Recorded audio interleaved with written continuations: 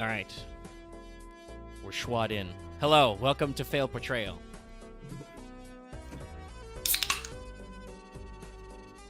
Perfect. No notes. 10 out of 10, crack open. We're here. Hi, it's... Wait, is this even the... somebody's reading the stream. Yeah, I just pulled up the stream and saw the current cards at the top of it. Okay, Yeah, so right. I should explain that real quick. Hey, if you're not terminally online...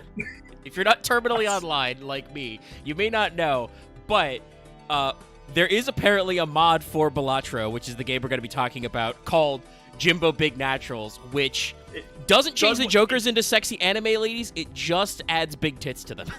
Yes, it does just add 2 circles below Jimbo's, like, whatever the hell it's called, his the ruff or whatever, the ruffle. His ascot. I guess. Yeah. Talk about why we're here in this case. Yeah, so that's that. I just, because you guys know, audience at home, I can't resist doing something that'll make somebody at home do a little chuckle. I was like, sure, we'll put that in the text. Who cares? I can't put that in the title of the episode. Yeah, I did put that in the description. Okay. The Balatro Fail Portrayal, Friends of Jimbo. So, I don't know how this started, but I know, I think when Balatro was out for only a few months, I think Vesper got really into it, and I played it. The sound of it glitched on my PC. Into it. I still play it. I play it on my phone all the time at work. I mean, I do the same. But, like, the story to understand is, I played the PC version. I stopped it because the sound, for some reason, the music just stopped working, and it bothered me. So I waited till it came out on my phone, and I have now cleared, like, at least 2 stakes in every deck, and I think 10 of the challenges. But the point is, I like Balatro a lot. I think I might get to try it, and he's kept going ever since. Yeah, I think I did. I'll be right back. Last night, got my first gold stake run clear. Ooh, nice. Oh, nice. I need to work towards. I need to finish doing a Medusa run, and also actually get ready to do. So Axe saying, earlier, Vesper, you got into it, and you're like, oh, I'm still in it. First of all, I think we should just blanket assume. You never stop people at playing home, Balatro. yes. Once you're into Balatro, you're not out of Balatro. Like, I've, put it down off maybe and don't play on. for a few weeks, but you come back to it sometimes. Yeah. Yeah. I am a little bit of an outlier in that I don't yet have it on my phone. I should probably look on buying it for my phone, just because, it's another thing I can play 10,000 hours of on my phone that's much more gameplay reactive than Pokemon TCG Pocket. But I've already gotten 120 hours in Balatro. Nice. On just on Steam. But I'm a little bit of an outlier because I have Balatro on PS5, and it's for a very funny reason, which is PlayStation emailed me that my rewards points would be going away after so long stockpiled up, and I was like, oh shit, what can I get? I had enough rewards points to get like $15 or $20 games, and I just saw, like, when I started browsing through the rewards, they're like, hey, you want to turn rewards points into Balatro? And I'm like, yes, I would like to get Balatro for free. And now we're here. Also, by the way, the PlayStation rewards, like, point system is pretty good. You have to stockpile a while to get into actual games, but it does work. Like, it's not just collectibles. It's real shit. You can get store credit and stuff. Anyway. Yeah. That's kind of put us in this circumstance. So last month was Axe's birthday, and we talked about doing something special and scheduling and stuff. And as you guys may know, if you're long-standing Fail Portrayal heads, we like to tuck in funny episodes here and then when we can, whether it's for, like, April Fools, or people will, put forward ideas for birthdays, or just other funny stuff. I think for April Fools last year, that was the episode I did. Pokemon arts for our Magic the Gathering episode, which we did around Dallas's birthday a couple years ago, I think, was another really received one. We did an Atlas game art. Yeah. We pitched that as SMT, but I think the original intent for this Balatro was April Fool's, because we did look far enough into the future. Our future site let us know that April Fool's is going to fall on a Tuesday, so everyone be prepared for that. Yeah, we'll do something. Something will happen. But I wanted to do something special for we'll birthday thing. Figure it out. But yeah, I was like, yeah, fuck it. We love Balatro, so the reason why we haven't done it until now 3 is weeks just since my birthday, but hey. Well, yeah, I was about to say the reason why we haven't done it until now is just scheduling around the holidays. Like, this is literally the first failed portrayal of 2025. It is now the 7th. Like, last week was the 31st, New Year's Eve, and then the one before that was Christmas Eve. So, hey, scheduling stuff in the holiday period is rough. And in fact, right now, in case you didn't notice from there being no Halo yesterday, I am actually feeling a little bit sick. It's, winter seasonal respiratory disease time. I dodged a bullet the first time, but my parents went to go see a different set of relatives over the New Year's weekend, and now they've brought the ick back with them. So I'm a little sick. You may hear me cough or sniffle a little bit, but I am feeling better than yesterday when both Lucky and I were just like, literally, just to let everybody know, I wrote a message to Lucky at like 5 p.m. my time of being like, hey, I've got the ick today. I do not think I'm down for stream. And Lucky is like, I was literally about to message you that I'm also feeling ick. And then I think he just took a nap for like 6 hours because he wasn't on Discord. So, like, it was just not happening yesterday. Yeah. Like I said, I dodged a bullet. My first family gathering that Friday after Christmas, none of the nieces and nephews had like the sniffles or anything. Everything was fine. Everybody seemed great. But then we brought the back. Oh, and somebody's in games right now posting a Balatro meme. No. All right, but let's get this started to get organized. So we'll primarily, the bulk of this episode will be talking about Jokers. We're going to look at the art, and then we'll talk about also a little bit what they do. If you don't know about the Balatro, it's very simple. It's a roguelike in the sense that it is, run-based and tool-based. And it is I would say it is truly more of a roguelike than a roguelite because when you're done, you're done. Unless you have the one Joker that lets you, not die one time. When you don't make the blind and you're out of hands, you're cooked. Start again. Yeah, I wait for the day you get Lucky to play it, so you stop staring at us every time we mention it. It's a roguelike built around poker where you have usually start with deck of 52 cards, one of each type, like a same deck of 52 cards, and you're trying to play hands to earn points to beat just infinitely scaling scores. Yeah. There's a lot of I have streamed it before. Interactions. There's also small interactions and a lot of kind of, I think, layered jokes it has in certain ways. And honestly, hopefully we'll go through some of the Jokers. I honestly hope we get to at least learn something here, actually. But there's I was just thinking. Sorry, I'm looking for if I can grab a big collage image of because there's obviously everything in here. It's all digitally presented, so there's card art on everything. And they do mix and match some very fun stuff. There are the tarot cards, which are obviously the major arcana of the tarot. So there's 22 of them, and they all have different mechanical effects. We don't really need to get into that, other than obviously you all know that the Wheel of Fortune is clearly not 1 in 4. I don't know if I've gotten to proc, 1 out of every 4 times. But they're all based on the classic I've gotten the Rider-Waite Spaceman to art. proc more times than the Wheel. Look, if I know my luck when I play games involving games of chance and rolling dice. The everything between 1 and 20 on a dice is fake. You either get it or you don't. That's just how it goes. Oh, and Ark and Chat saying I will do the probability build of having the dice that doubles probability, so I just do that. I hate that. There's a couple of blinds I really fucking hate. The needle is very bad. And I'll say this: I would think I'm decently okay at Balatro. I'm not fucking Markiplier good, where he got all the way to the boss blind on his first ever run. I don't think he actually completed it, but you can check out his video reserve. He's very late behind the curve because he was making a movie and stuff. But I have been trying to play it a little while I've been sick, and it's not been going well. I don't know why I've been fascinated with the black deck recently. But I'm having terrible luck. It sucks. You get an extra Joker slot, that's cool.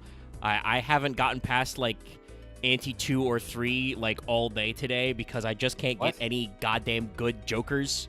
Yeah, no, the real problem of the black deck, it really is the -1 hand type from it.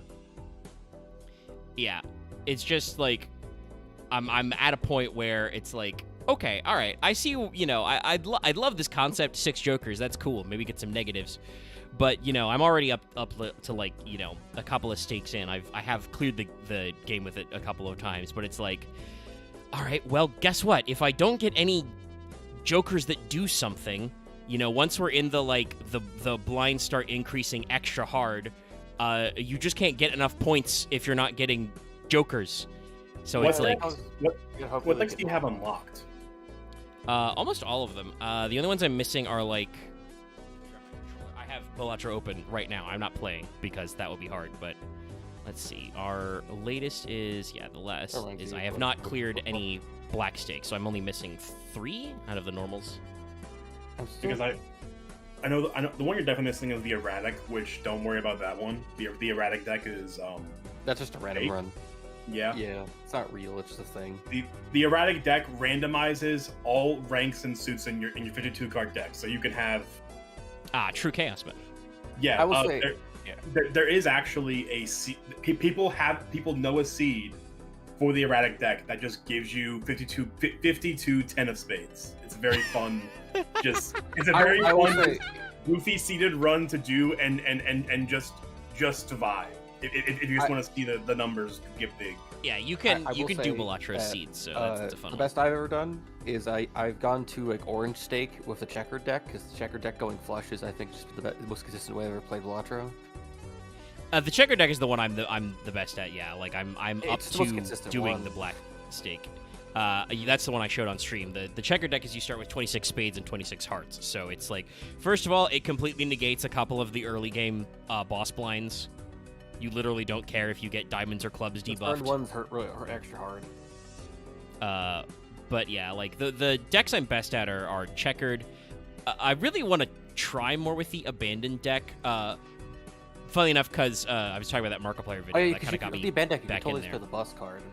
Yeah, because Markiplier got that in his first ever Balatro run and like talked about the anxiety of it. I'm like, wait, isn't there a deck that is no face cards? Yeah, it's abandoned. So I'm like, it's only 40 cards though. Make work. That's not hard to do. I would say the only problem of the abandoned deck is that there is one Joker that you think would be broken in it. I think we'll get to it eventually. It's Erosion, where it just gives mold for every card below 52. In the abandoned deck, it defaults to 40 because you can't have fun. I still have like 6. I have like 6 Jokers I've yet to actually discover in the game for some reason, but.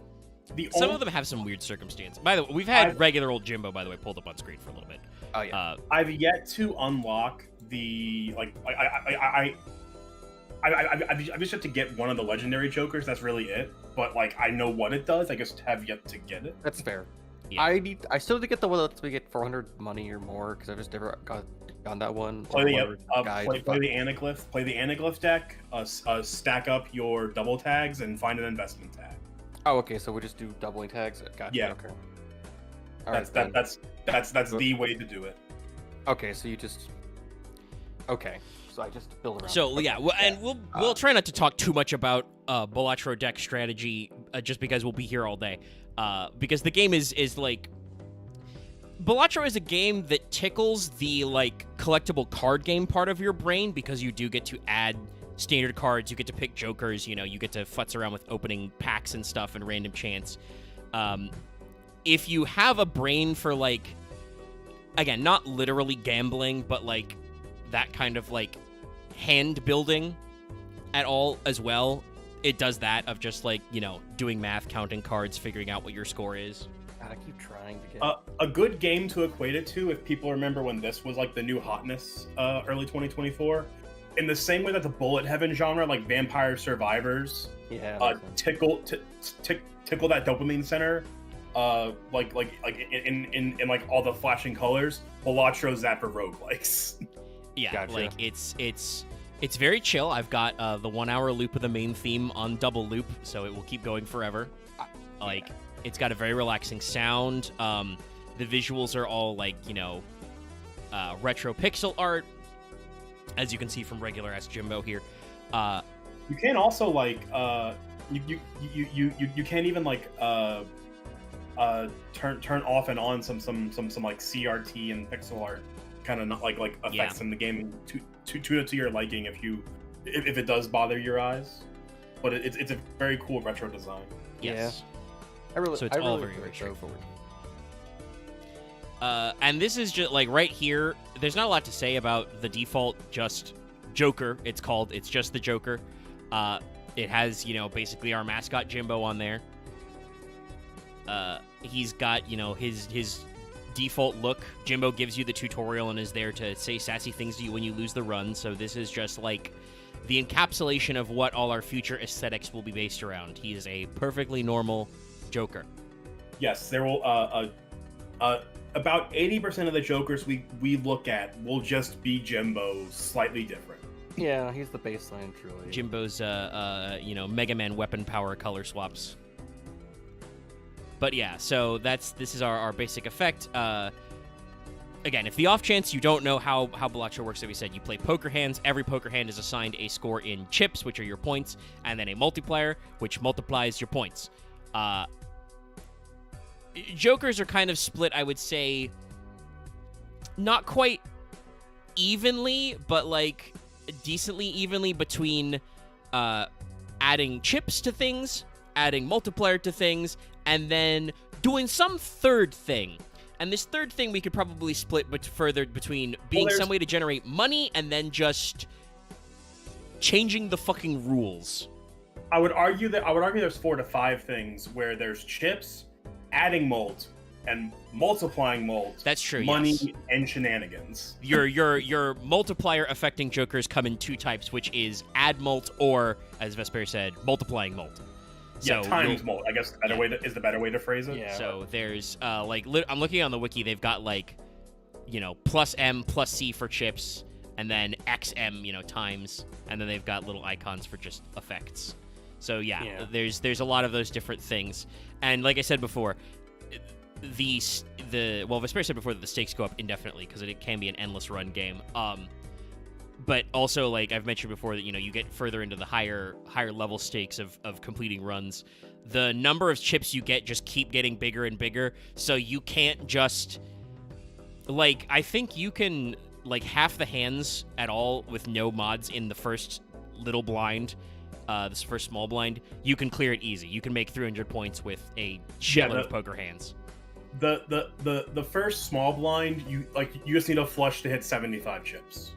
Yeah, and then you're good. Like there's many different combos you can do it in one hand. But then, you know, you get through your next series of blinds, and by like ante 2 or 3, you're looking at needing over 1,000 chips. You can't do that with just making poker hands. You need some extra sauce. Yeah, and the other cycle we'll get to eventually are planet cards, which they enhance the base level of hand values. Yeah, those are one of your forms of. I mean, you can say Jokers are permanent upgrades, though you can sell them unless you're dealing with Eternal Jokers. You can sell them. There are eternal ones that you can't sell. There are temporary ones that will just debuff themselves after 5 rounds. Usually and there are rental ones that basically tax you $3 at the end of the game, and you can have eternal rental and temporary rental Jokers. But the idea, I think, is that, you know, Jokers are a little bit like come and go. Once you choose to use a planet card for the rest of that run, that hand is permanently updated. Never mind the slight black outlines around the Jokers, by the way, chat. That's just there's like 1 pixel of transparency on each side, which, since I'm copying them directly from the internet, into the paint window gets identified as a black outline. But we're gonna pull up a series of 4 jokers here. The first 4 of the greedy, core ones: lusty, wrathful, and gluttonous. Where these 4 are being pulled up because they all do the same thing, just slightly different. Yes. So I honestly, I don't really know if I would ever like make them like. I guess to say this is a brief thing. I think they're nice aesthetically, but I never think they're actually. They don't really get you more than like 15 multiplier, unless you have ways to like. Well, first of all, if you're it. playing lower stakes, it's a lot easier to clear the game when the game is fucking with you less.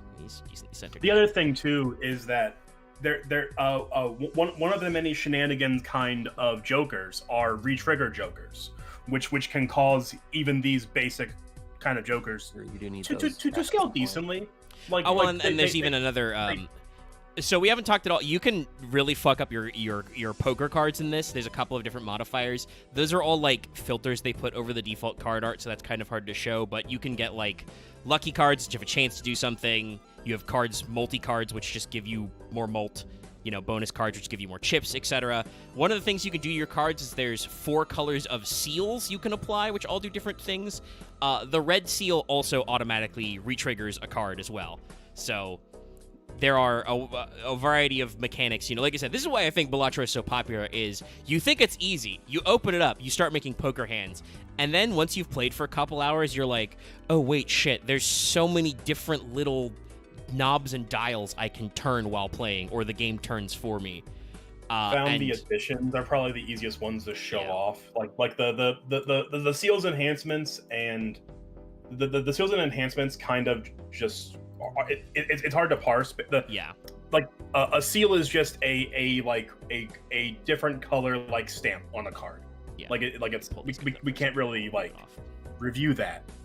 Yeah, but there are also modifiers to both your core cards and your jokers. So there are different skins for each card. What do they call them? Editions? The far left one is just the basic. Second is foil, which adds 50 chips. The next one is holographic, which is a plus 10 multiplier. And you have polychrome, which is a times 1.5 multiplier. And the last one, which is only for jokers, the other 3 can be put on regular playing cards as well. This last one is only on jokers and your consumables. Yeah, which are negative, which is a plus 1 joker slot, where it basically that joker just does not count towards your max joker limit. And then just to rip through the enhancements real quick, there's bonus cards that have a little marker to say they do more chips. Multi cards have a little coloration to show they are plus 4 multi. Bonuses plus 30 chips. Wild card has a little punch hole through the suit, and they count as each suit simultaneously, which can fuck you if you're not careful. There are glass cards, which are times 2 mult, but have a 1 in 4 chance to break after being scored. Steel cards are times 1.5 while the card is in your hand. Gold cards are plus $3 if the card's in your hand, because there's a shop in between every round, so you can get some bonuses. There's the lucky card I mentioned, which is a 1 in 5 for plus 20 mult, or a 1 in 15, or both, for get $20. And then there's the stone card, which is a rock, but it gives you plus 50 chips. It always scores. It does not count as a rank or suit. So it means that if you've got a lot of stone chips, and I have 1 runs this way, you can play 2 pair or 3 of a kind, and then throw some stone cards in and make a bunch of extra chips. But yeah, the seals are a lot of different things. So red is re-trigger 1 time. Gold is just when you play it, you get $3. Blue and purple are get into those other consumables we talked about. Blue seal adds a planet card if it's either in your hand in the final round, or you play it in the final hand. It's not. It is not for the final play. It has to be in your hand. You don't get it if it was. Right. The language always confuses me. The way it's written is creates a planet card for the final played hand of the round if it's held in your hand. Yes. Which I feel like they could write that simpler. And then purple creates a tarot card when discarded. So they all do slightly different things. Purple Seal is arguably the best. Especially when you can deck fix yourself down to just a handful of cards. Yeah, God knows you're just discarding cards ever. I think, like, other than that, the Gold Seal is probably the most straightforward because it just gives you $3 whenever you score it. And usually, you want money. There's a couple different ways you can get around that. But so to describe what each of these guys do, to remind everybody, because Vesper said it earlier, but it's been like 5 minutes because we had a Balatro aside. They are greedy, lustful, wrathful, gluttonous, and they are for each of the 4 core suits. They all do the same thing. Cards with that suit get +3 multi when scored for diamonds, and hearts, spades, clubs. You can see the suit on the background of the Joker, which corresponds to it. If you're wondering why the colors are slightly different, it's because there is also a high contrast mode in the game, and diamonds become yellow and clubs become more light blue. Yeah, I prefer to play that way because it makes the cards pop a little better. Yeah. But yeah, so they are all, slightly different color suits, and they're all pretty straightforward. It's Jimbo with the color filter in the suit in the background. And Aloth is here now. Hello. Hi. He sounds a little sweepy. Yeah, I was a bit blindsided. I'm like, okay, time to join the stream, and then immediately got called by work saying, hey, can you work 8.5 hours later today? Okay. So that's gonna be fun. Well, it's a perfect opportunity. I have to step away for a sec. Aloth can tell you, chat, at home, what his experience with Balatro is, even if it's nothing. So I will be right back, and then we'll move on to our next blob of jokers. My experience with Balatro is that I haven't played Balatro, but I've heard a lot of people enjoy Balatro. And you know what? That's good for them. I've been too busy to get sucked into another card game. Yeah, Balatro is... It's the kind of game that you'll play, and you'll say, I'll just play one round. Then you'll look at your clock and like, oh, 8 hours have passed. Yeah. The classic Civ, just one more turn. Yeah. Because it really does just have this weird effect on your brain where you play it, and whenever you lose a run, you immediately get this you immediately get this feeling of I can do better. Let me put up a new run, and you just end in that cycle over and over until you win. And even when you win, sometimes you're like, well, I can do another game. I did so great. Let's do another game. I get you, Zed. But also, to what you said, Vesper, I kind of been experiencing that a little bit with fucking EDF6 of all things. Because I go into a mission and I'm like, okay, look, I may have been swarmed by giant ants and bees, but I was this close to winning. I'll try it again. Just a little bit of change, and I can do it. I can succeed. Yeah, and that is the curse of roguelike games, or just in general, like the drop in and play mission style games like Monster Hunter even. Yeah. Just one more. Yeah, I can do one more. I have time. I have time to do one more. And when you say that 10 times in a row, and before you know it. Yes, Balatro is, as I come back, a perfect game for just in one more run, because it's really, I mean, it's not nothing when you bust out, but usually you can tell, a few hands in whether or not you're gonna have a bad time. When you're coming close to the end and you're like, oh, I don't think we've got enough juice for this. And you can bust out or just manually reset the run. It's perfect for that. And as somebody in chat was asking, oh, should I watch this even though I don't know how to play Balatro? It's fine. Do you understand how to make a poker hand? Yeah, that's really have you ever played poker? And it will in this next series of like 10 jokers you'll kind of get the idea for it. Like, what was it? I saw a clip of RT Game breaking Balatro by playing infinite like tens. Oh, he was probably playing the run that I talked about earlier, where there is a deck, because the other thing in Balatro that we mentioned half-heartedly but didn't like get into in depth on is that there are also like a handful of different decks that each have like an extra little effect added to them. It starts out basic, like, oh, the red deck, you have 1 extra discard. The blue deck, you have 1 extra hand every round. The yellow deck, you start with more cash. And then you get to the point of like, oh, here's the ghost deck, which spectral cards may appear in shop, and you start with a hex card, which means nothing to you if you haven't played the game. But that's the kind of stuff that like the later in decks definitely start to break just base mechanics of the game that you kind of get used to, get ingrained in your brain. That's the phrase I'm thinking of. Just trying to fill time while Omega gets all these 10 jokers thrown up, so we can kind of go through these guys real quick. 150. How does that look? Okay, yeah, we can stick a second row. Because yeah, there's these are right now, chat. We are in there's multiple. Actually, fuck it, I can hold on. Let me turn my controller back on again because it's correctly going to sleep. But can I go back to the main menu? There are a lot of jokers that when you start off are extremely simple and basic. Yeah, there's and 10 pages I think of jokers. There's 10 pages of jokers, and the first 2, 3, or 4 are all fairly simple, and then we get to the point of, oh, this singular joker defines a build.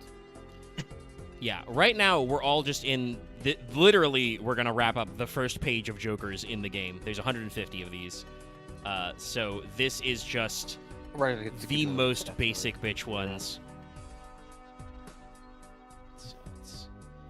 And you can probably guess a little bit, chat at home, what these guys do from the card art, because we're still in that phase where Balatro makes sense and is sane enough that you can kind of tell what's going on. Yeah, I do honestly love the progression of Balatro, where if you are just starting up Balatro, like you buy it on Steam, you buy it on your PlayStation 1, your phone. You pull it up. You're gonna start off with all this first page of jokers, for probably just kind of your first run or so, and you're going to get your basic bitch stuff and kind of introduced to the game, and then 2 runs in you're getting the goddamn, the constellation, the hiker, the vampire, which means nothing until we get to them, but there are some crazy jokers in the back end. The ancient joker, the bloodstone, other kinds of weird, wacky, wild stuff. The bloodstone is diamonds. The bloodstone joker is. I love and hate the bloodstone. I want to like anything it so that's much, chance based is literally a coin flip. So from left to right, the first row of these is the. Let me go back. The mult variants. Yes, The bottom row are the chip variants. It's jolly, zany, mad, crazy, droll, and then the chip variants are the sly, the wily, the clever, the devious, the crafty. I feel like I'm doing a fucking internet meme. This sly, wily, clever, devious, crafty creature, and I'm like, what's going on? We have the droll, but where's the lock? Hey, is there a lock-based Joker? I don't know. There's definitely no bird, I think, in the Jokers. Yeah. But so each of these has a very simple effect, which you can tell. You can tell the corresponding hand they are tied to, starting at 2 pair, or starting at 1 pair and then going 3 of a kind, 2 pair, straight, flush. It's plus so many chips or plus so many multi when you get to the hand, and it's different for each hand. Yeah, going on the top row. It's plus 8 for pair, plus 12 for 3 of a kind, plus 10 for 2 pair, plus 12 for straight, plus 10 for flush. Going down the chips, we have plus 50 for pair, plus 100 for 3 of a kind, plus 80 for 2 pair, plus 100 for straight, and plus 80 for flush. And I guess we didn't really say it. The difference between chips and mult is that every hand has a chip value and mult value. And Yes. you can probably guess from how we described the chips and mult. All these jokers will add on to the effects of your total chips and mult of that scored hand on top of the chip scoring of your cards and any other effects. Each card like scores its face value basically in chips as well. So aces are 11s, though if you're building straights, aces do count as ones. Yes. It's the blackjack rules. It's 1 or 11. Every face It's card is still 10. 11, it still goes 11 chips even if you use it as a 1, but it can count as a 1 for straights, just like in poker. So there's several options there. And obviously, as we said, I don't know if we should wait until the plan is to talk about secret hands, but you may be able to realize, chat, that because you can add cards to decks and you can manipulate cards in decks, you can do funny things that are not legally permissible in normal poker. Yeah, like you can play a 5 of a kind, or even later, you can play what's called a flush 5, which is 5 cards that are all the same suit, which is impossible. Planet X, everyone. Yeah. Or there are, I believe there's 3 secret scoring 5 hands. of a kind, flush 5, and flush house. A flush house is a full house that is all that where all the cards are the same suit. Yeah. It feels like I don't understand what's being said, but I'm fascinated by whatever the fuck you guys are talking about. And that's Balatro. You're like, the first time you hear the concept of like, what do you mean I can play 5 of a kind? Because you're still thinking with poker rules, and then you're like, wait a minute, I can literally add extra cards to my deck. Of course I can play 5 of a kind. I forever want to do I forever still want to do the bit of playing cards, and then someone puts a banana on the table, eats it, and then a fucking metal banana appears on the table. But yeah, so these are all pretty simple. You have slightly different color schemes. I like that the color schemes are kind of matched depending on which Joker is which. Like, for, again, simple flat pixel art, Local Thug has done a very good job of making sure that you can tell which Joker is which at a glance, because the chip-based one have the little 2 hat. Well, not even that. Not only that, the chip-based ones have the blue color scheme, whereas the mult-based ones have the red color scheme for like the lips and cards. Yeah. No, there's all these little details, but also you can tell, even if you can't see the 3 of a kind, the 2 3 of a kind Jokers have the same color palette on their costume. So it's just lots of little things. So much, again, all made by one guy, by the way. Like, just so much thought put into just making sure everything fucking works. This is not sorry, I recently watched somebody go back and react to Maxor's first Elden Ring video. It's not like the red square you get from hugging Fia in Elden Ring, where you have no idea what the fuck that is, because it's just a red square with a down arrow. Make sure your icons are unique and easily distinctible, chat. Otherwise, there's no point in having an icon. And now we're gonna move to the second page of Jokers, and shit is immediately going to start being weird. Yeah, like the first one we cover may be quick, may be quick to grasp, but we will very quickly get out of hand. Yeah. What to do? This one's probably gonna be, it's gonna be a big background. Honestly, after we did all those, we probably could have done all those hand-specific multiplier ones, but. Well, we talked about this beforehand. We currently are going in just collection order, so. Yeah, going by collection order is the easiest to make sure we don't miss anything. If we hop around, we will, with how many jokers there are, we might just miss one and would just be dumb. So this one's pretty simple. It's literally called Half Joker. The cards are left. Yeah. Plus 20 mult if you play a hand with 3 or fewer cards. So it incentivizes stuff like high card, pair, 3 of a kind. Surprisingly, the high card build is really good if you just commit to it. And this is the thing I want to say. This is a roguelike. It has builds, options, right? You can build around anything in this game and make it work if you get the right Jokers and the right starter cards. Like we talked before about making 5 of a kind and shit work. There are cards that do that very easily. I'm thinking of the DNA one, which is if you play a single card in your first hand, you clone it instantly, or you discard a single card. God forbid you get a DNA with Brainstorm and Blueprint.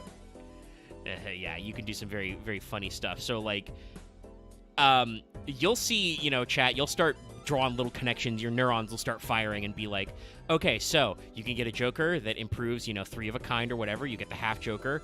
Well, guess what? There are cards that, like, automatically upgrade your poker hands. And high card is a valid hand that scores. It scores shittily, but it scores, which means it's upgradable. Which means you can build your entire deck around just being like, oh, high card. Yeah, high card is one of those builds that looks ridiculously bad and not worth doing until you get like so far into the game that you're like, oh, high card can be broken. Just like 2-pair can be broken. Just like the full house can be broken.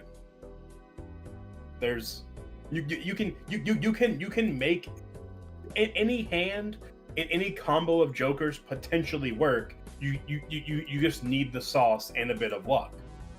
And sometimes you do have to be willing to make sacrifices for plays.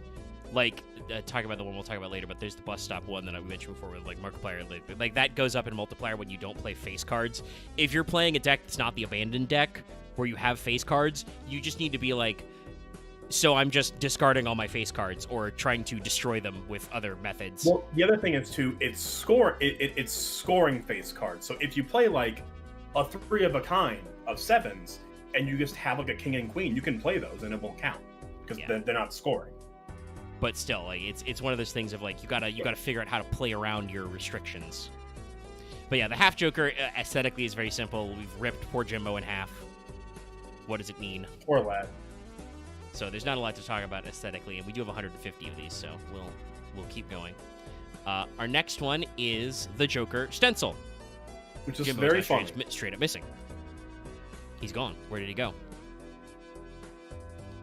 But the effect of the Stencil Joker is it gives you times 1 molt for each empty Joker slot. The Joker Stencil is included, so you can't, it doesn't, like, start counting more for itself, but it starts at times 1. So this is a case where you have to basically play with minimal Jokers, or at least lock in on a couple of slots. Or you end up in a situation where you can copy Joker Stencil, and it becomes a times 5 molt for both of them, which is very funny. Yeah. So there are ways to make it work. It's one of those things where, like, I think it's one of the early ones you see because it is available from the start. There's no unlock condition of just like, yeah. Okay, all right. This is you. We look at this and we go, okay, I see what you're going for, but also I don't know what I'm doing yet. This is scary. As opposed to our next one, which I'm kind of surprised is so early because this is one of the first Jokers that I saw that was like, oh shit, this is something really crazy. So, this next Joker is called, and this is also one of our first ones I think that actually doesn't just involve Jimbo in some way. It's not just Jimbo. Yeah. This is 4 Fingers. Which I feel like Twitter knows we're talking about Balatro because it gave me a Balatro-related post. Yeah, 4 Fingers allows you to make flushes and straights with 4 cards.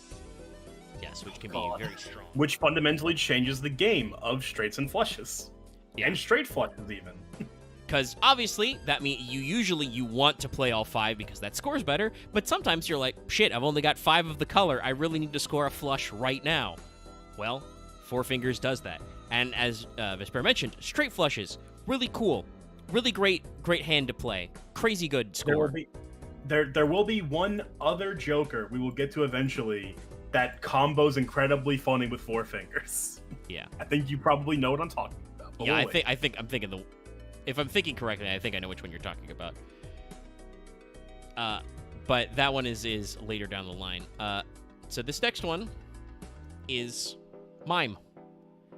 It is Mime? Of a mime. It's very simple. It's a mime. It's not Jimbo. Jimbo is not a mime. He's Jimbo from France. Oh. This is another like shenanigan Joker that when we say it, it will be hard to describe why it's actually very good. Yeah. It triggers all card held in hand abilities, You may wonder what those are. That's stuff like steel cards that we mentioned that times 1.5 mult in hand. Gold cards that gives $3 at the end of the round if they're held in hand. You get $6. And God forbid you have a red seal on a steel card, it will 1.5 times mult 3 times. And dumb shit like that. Yeah. Other seal only triggers a second time. No, it triggers once, then from red seal, then from mine. Yeah, red seal re-triggers all of the attached cards' effects, and then mine specifically re-triggers all cards held in hand. It's and the same thing of other it's cards the same thing that of also do like a hanging Chad red seal card. It will re-trigger twice off of that, but also once more off the red seal. And you once again, chat, you may be thinking, hanging Chad? What the fuck are you talking about? Don't worry, we'll get there. Don't worry about it. Don't worry about it. We will definitely bury the lead on many a Joker in trying to help explain things to the people in chat in this voice call to make sure we're on the same. But we're gonna move on to our next one, the credit card. Yeah. It's literally just a credit card, Bank of Gold, to J Joker Jr. Do not type these credit card numbers in. I don't know what will happen, chat. I think it's a reference to something, actually.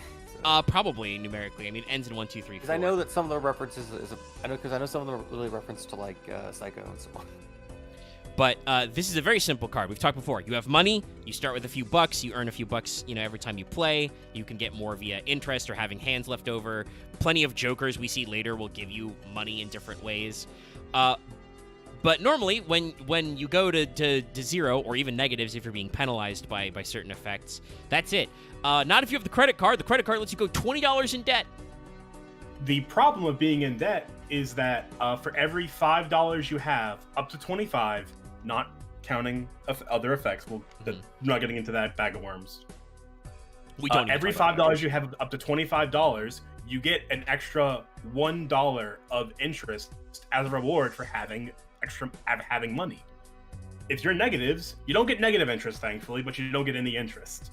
Yeah. So it's one of those cards that I think is good early on when you are hard up for cash. If you can score like a free credit card or otherwise get it before you get into it before I think the credit card does. I don't know every cost on the top of my head, of course, but I believe the credit card is just $1 too. Yeah. So it's cheap to get. And you can go into debt. You can go into debt with it right away.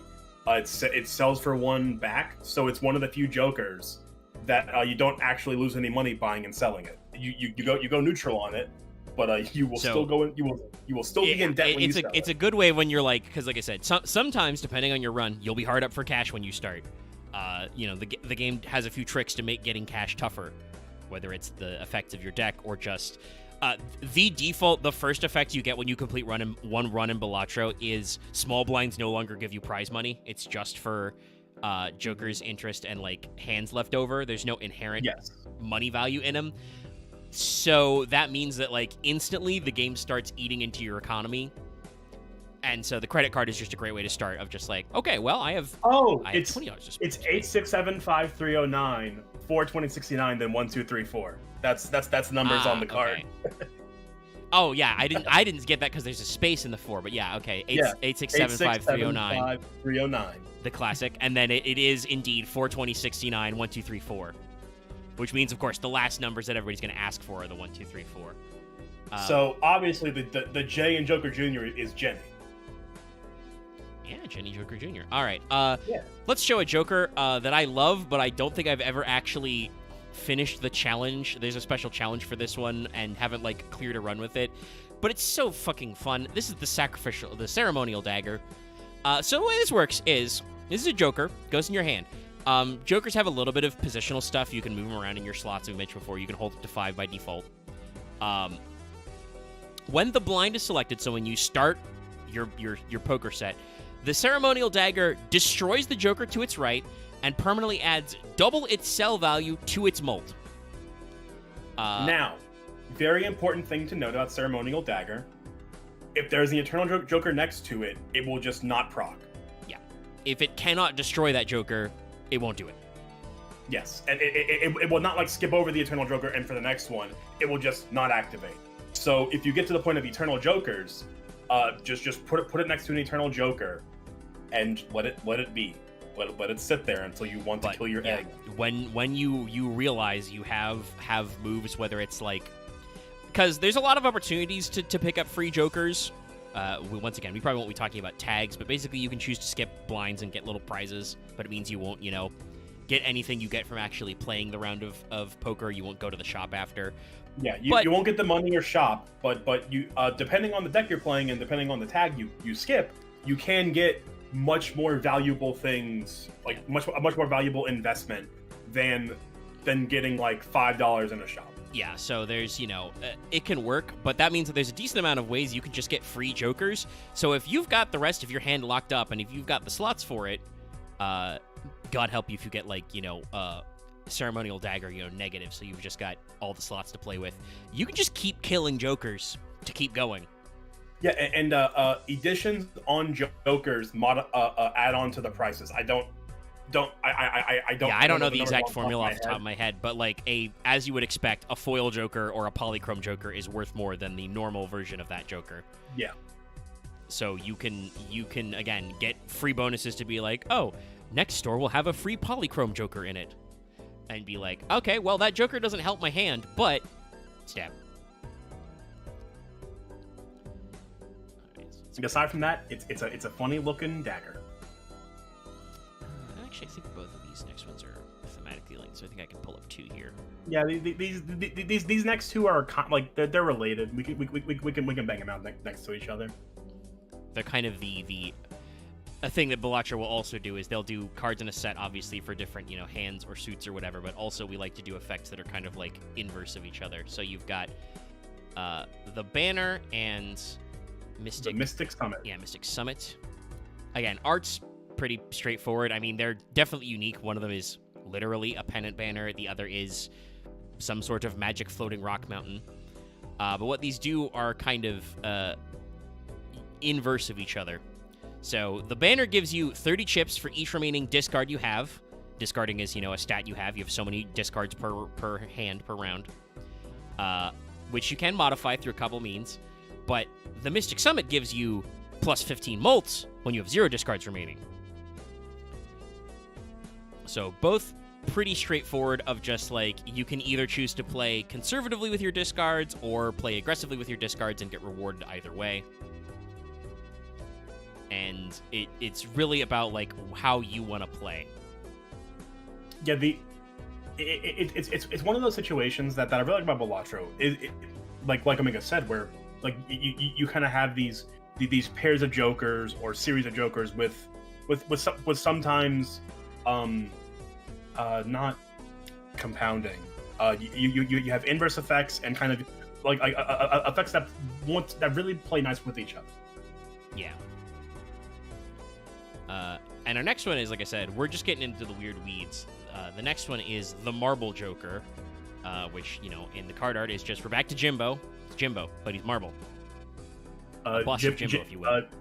Jimbo met Medusa. And this is one of those cards that you're going to think, well, what good is that? Because this adds a stone card to your deck when the blind is selected. Now, again, that may not sound very good. I've won some runs using this in combination with other jokers because, first of all, I mentioned before, the stone card is just a card in your deck. It has no suit or rank, so it does not count for making flushes or straights, but it's 50 chips, which is the highest scoring you can get, and it's always scored. So even if you're playing like one pair, high card, 3 of a kind, you can play a couple stone cards in there and get big points. Also, spoilers, there are jokers which get stronger either when you add cards to your deck or depending on how many cards you have in your deck. And also, there's a joker that explicitly likes having a lot of stone cards in your deck. Yeah, so it's one of those ones that I wouldn't say it's quite enough to build an entire run around, but it's a good one to have in general because it combos with several cards. And honestly, despite what you may think, I don't think stone cards are a huge detriment. Because obviously you're not going to be playing literally every blind. It's one of those situations where a lot of these jokers in a vacuum read really bad. But the fun of Balatro is that virtually any joker you can really you can incorporate into a run. it just comes down to getting the perfect combo of sauces. Like there'll be one card we come up to right after this next one that when you read it sounds really shit. Yeah, but there's several that are I have won plenty of runs with it. This one we're looking at right now is pretty straightforward. It's the loyalty card. And it's just, I mean, it's pretty straightforward. Joker's Deli loyalty card. We got 3 punches on the hole. This card is one of those ones, you know, it can't be your only plan, but it can be very strong when you're playing it. It gives you ×4 mult every 6 hands played. Starts with 5 remaining. So just every time you play 6 hands, you get a big payout. You get your punch ticket. But that's basically, assuming you're playing every blind, that's going to be once every, like, 2 antes. That's per hand play, right? It's one of the situations where you can the biggest problem of loyalty card is its timing. But if you can get the fixing to time it, it's really good. Yeah. Actually, no, I'm thinking because it's hand played, so that means usually you have 3 or 4 hands per blind, so it's probably coming up like every other round, maybe. But it's the kind of thing where, like, if you know you're about to proc and you're going to proc big, you can, like, throw away a couple of, like, you know, 1 pair high card hands and then be like, okay, the straight I've been building this entire time is now ×4. Send your enemies to hell. Yeah, or, like, if Needle's coming up, waste hands to make sure that the hand for the Needle will get the ×4 mult. Yeah. Which will almost ensure you clear the Needle, because the Needle, while it makes you only play 1 hand that round, the blind is usually pretty low because of it. Yeah, there are a couple of boss blinds. That's another thing we didn't talk about. You got the big blind, the small blind, and the boss blind at the end of every ante, you know, every set of rounds. The small blind and the big blind don't have any special rules. The boss blind always has a special rule. They're very simple. Some of them are just all cards of this suit are debuffed. One of them, the pillar, all face cards are debuffed. Yeah, all face cards are debuffed. The pillar is all cards you've played previously in this ante are debuffed. So it kind of rewards you if you just skip the blinds and power through or play very small hands. If a card you're playing is debuffed, it doesn't score. It does not trigger anything like if hearts were debuffed, the lusty Joker would not proc off playing those hearts. But if it was a flush, the droll Joker and or the crafty Joker would trigger because the hand is still scored as a flush. But the cards that are debuffed, yeah, as Per said, they do not score chips on their own. They do not trigger Jokers related to individual card scores, but they still make the hands. So you can work with debuffed cards. But there are a couple that I always find really annoying. The Needle is one that most people find really annoying. You can only play 1 single hand, period. There's also one that's like you start with no discards, which just means you have to be very lucky or have really high scoring card hands because you can't hand fix at all. There's the Psychic, which means you have to play exactly 5 cards every round, which you can do. You can play cards and not have them score. It's just one of those things that, like, when I'm playing like a regular human for, like, you know, 6 or 7 hands in a row, and then I get the Psychic, I'm like, right, shit, I needed to add an extra junk card in there. No, it will yell at you like, the hand you're playing is not 5 cards. It will not score. It will warn you. It tries to warn you, but man, when you get in the, as we said, this game is so pick up and playable. Sometimes you're just schmoovin'. Like you're just tapping cards, and then you think to yourself, "Wait a minute, whoops." You know, I mean, I've seen even there's one guy I kind of throw on videos every so often. He just does like high score Balatro runs. I'll just have it as background noise once in a while. Even he will kind of go like, oh shit, right, I didn't read the boss blind. Whoops. Yeah, you just start playing poker after too long, and then you're like, wait, whoops. There's another one that I think is probably fairly unpopular because it's so simple but annoying is the Wall, which is just the boss blind is extra big. I believe the Wall is just twice of what the most boss blinds are like 2 times the base. The Wall is 4 times the base. Yeah. And there's another one that can be annoying depending on your brew. The Eye is you can only Actually, no, there's two that are like that. I'm trying to remember which one is which. One of them is only one type of hand can score that round, which can be easy, but you have to be careful that you play a good hand type as your score. Yeah. The other is each hand type can only score no repeat hand scores per round. I should phrase. Yeah. The eye is no repeat. The mouth is play only one hand type. Yeah. So the eye, the no repeats. If you're I don't know, doing a flush build.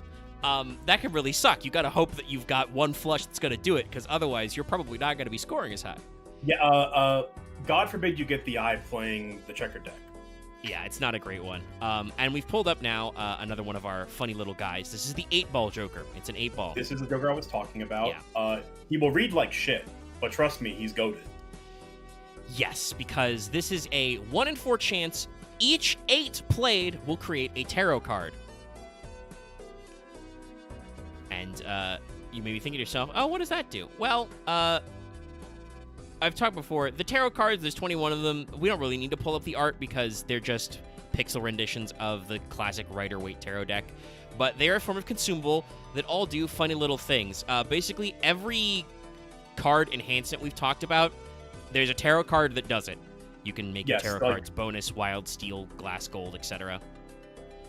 There's tarot card that it makes lucky cards, it makes glass cards, so and so. Yeah. But there are also tarot cards like double your money, max at $20. Yeah. Give you all the sell value of your jokers currently, max $50. Max of $50. There's the Hanged Man, which destroys 2 selected cards, which doesn't sound it doesn't sound great on surface, but the Hanged Man is actually one of the strongest jokers in the game, in my opinion.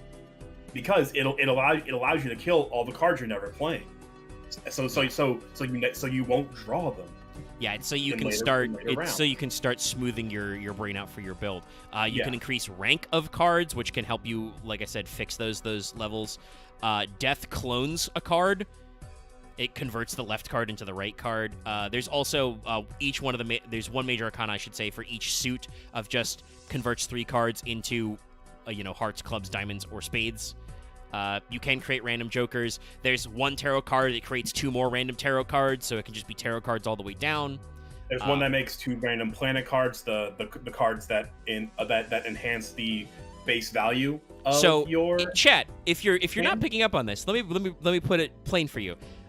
The 8-ball means every single time you play an 8, of which there's at least 4 in your deck to start, you have a 25% chance of generating any of those tarot cards. One of the tarot cards also is the Fool, which just creates a copy of the last tarot or planet card you used before the Fool. And speaking of 1 in 4 chances, there's also a tarot card that has a 1 in 4 chance to add foil, holographic, or polychrome to a random joker. It always works, guys. There's many jokes about the Wheel of Fortune. But so this means every single time you play an 8, you've got a 1 in 4 chance that you make a tarot card for free, and just you can sell tarot cards. They have a sell value, so it could be free money if you're not going to use them. Like if you're playing with like the checker deck and you get like randomly convert 3 cards to clubs, you're probably not going to do that. That's going to fuck with your deck. You can just sell that free money. But also if you get the strong ones, like converting to the suits you need or doubling your money or any of those others, you're just looking at free real estate. So it's not I would say it's not a build around. Unless you want to get really crazy with cloning 8s.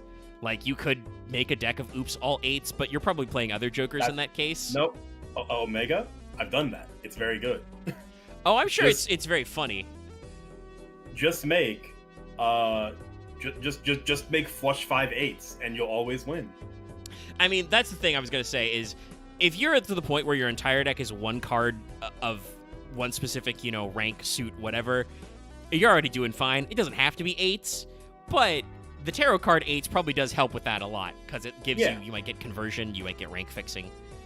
Any joker that has the potential to produce infinite tarot cards, I would say is actually worth building around. Even if it's a 25% chance, like it's worth keying in on to get that snowball effect of deck fixing. Yeah, anything that can produce free consumables or free anything is like worth it at least a little bit. Spoiler for a card we probably won't talk about too long, but one of the cards is just creates 2 common jokers when you start the round if you have it. You're probably not going to use those jokers all the way through, but at the very least, that's 2 free jokers you can immediately cash out when you're done. And maybe it'll turn into better jokers later. Like, anything that generates something without incurring your opportunity cost is fine. Because, like I said, I don't think there's anything in the game that stops you from, other than you can get eternal jokers later on. But in general, mechanically, if you rip open a buffoon pack, if you're smoking that mega buffoon pack, sorry, that's a tweet I retweeted last night at like 3 a.m. I saw that tweet. Yeah. And you rip it open, and you're like, oh, well, these jokers are way better than the jokers I have right now. Unless they're eternal, you can just sell them. You can just get those jokers out of there. Sometimes you get, like, stuff that's just worth more the sell value than you put in buying the pack. Yeah. So especially if you get a like there is a joker that's like makes all planet cards free, and you can just buy them for 0, sell them for 1, or and like stuff like that, where like it takes up a slot, a joker slot, but free money. Yeah. So this is the misprint. This is a weird little joker. There's something to talk about. There is a fun thing that I've always told people about this thing. Yeah. To do. The misprint's very funny. But the on face value effect of misprint is it gives you a random multiplier. The UI hides it a little, but it's 0 to between 22. Yeah, 0 to 23. Okay.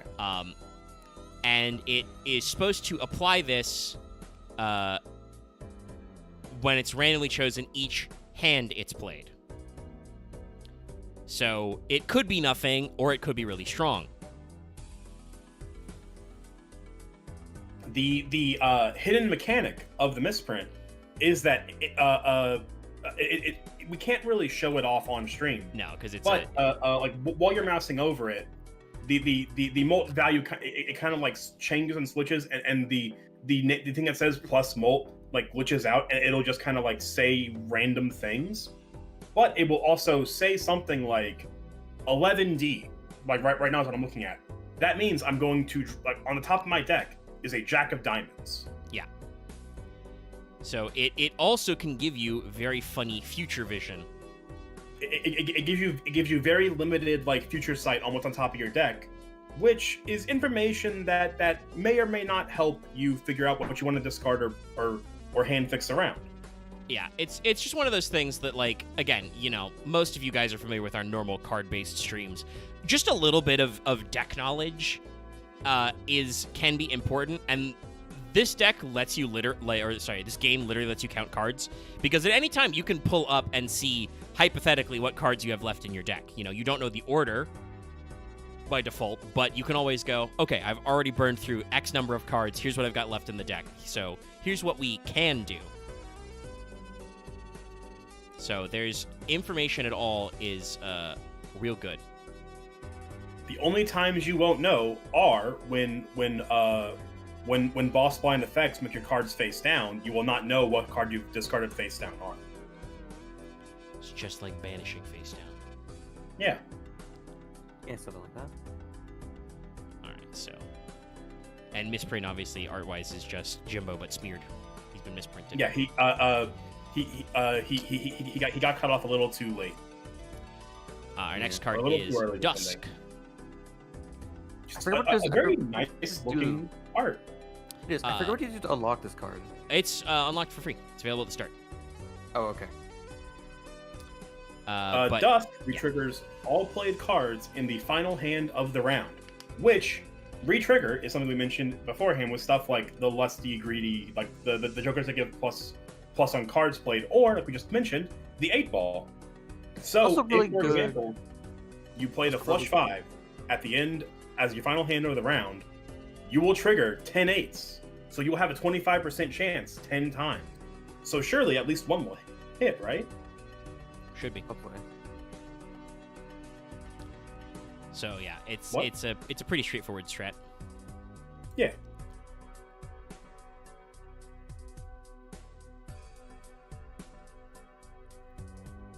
Hello? No? Yeah, we're here. Yeah. Oh, all right. We just silenced. Sorry. It happens sometimes. Yeah. But yeah, Dusk is it's a very pretty little art for just little pixel art, but it's got a pretty straightforward effect. and I do believe that when it's saying final hand, it doesn't mean the last hand you play. It means when you have one hand left. Yes. So like as we mentioned before, on the needle, dusk will dusk will trigger on the first hand you play because you'll have no hands left. You'll have no hand left after that hand played. So this is important to note because that's, I think, the difference between something like the blue seal, which is, during the, winning hand of the round, versus like this is your last hand, the last hand you've played of the round, versus you have no more hands left. This Joker is the raised fist. It represents this. And this one's another one of those weird one. Yes, the adds the mult equal to twice the smallest card currently held in your hand. So double the rank. Yeah, double the level. So if you've got a 2, it adds 4 mult. If your smallest card somehow left in your hand is an ace, you get 22 mult because it's 11 times 2. This is another one of those ones that's like, probably you can't base the entire run around it. You're probably playing other Jokers if you are somehow like shaving all your cards down to aces and kings, or aces and face cards, I should say, because all the face cards are the same. But it can get you in there to get that up, and also it works very well if you have steel cards in your hand because those give you times 1.5 mult while they're held in your hand, so you have a reason to hold them in there. So you can get, maybe you're only getting like, +8 from like a 4, but if it's a steel card, then you're timesing it 1.5 on top of whatever you're playing. Yeah, so you're getting +8 mult on top of whatever the mult your hand was. So if you have like a 10 mult hand, you get 18 mult times 1.5, which is 27 total. Yeah, and that's plus whatever you're doing as well. So you're just anything again that just crunches numbers. Yeah. And this next one will probably require a little more mechanical explaining if you don't know. But it is Chaos the Clown. Sorry, Chaos the Clown. I mean, you think we're joking?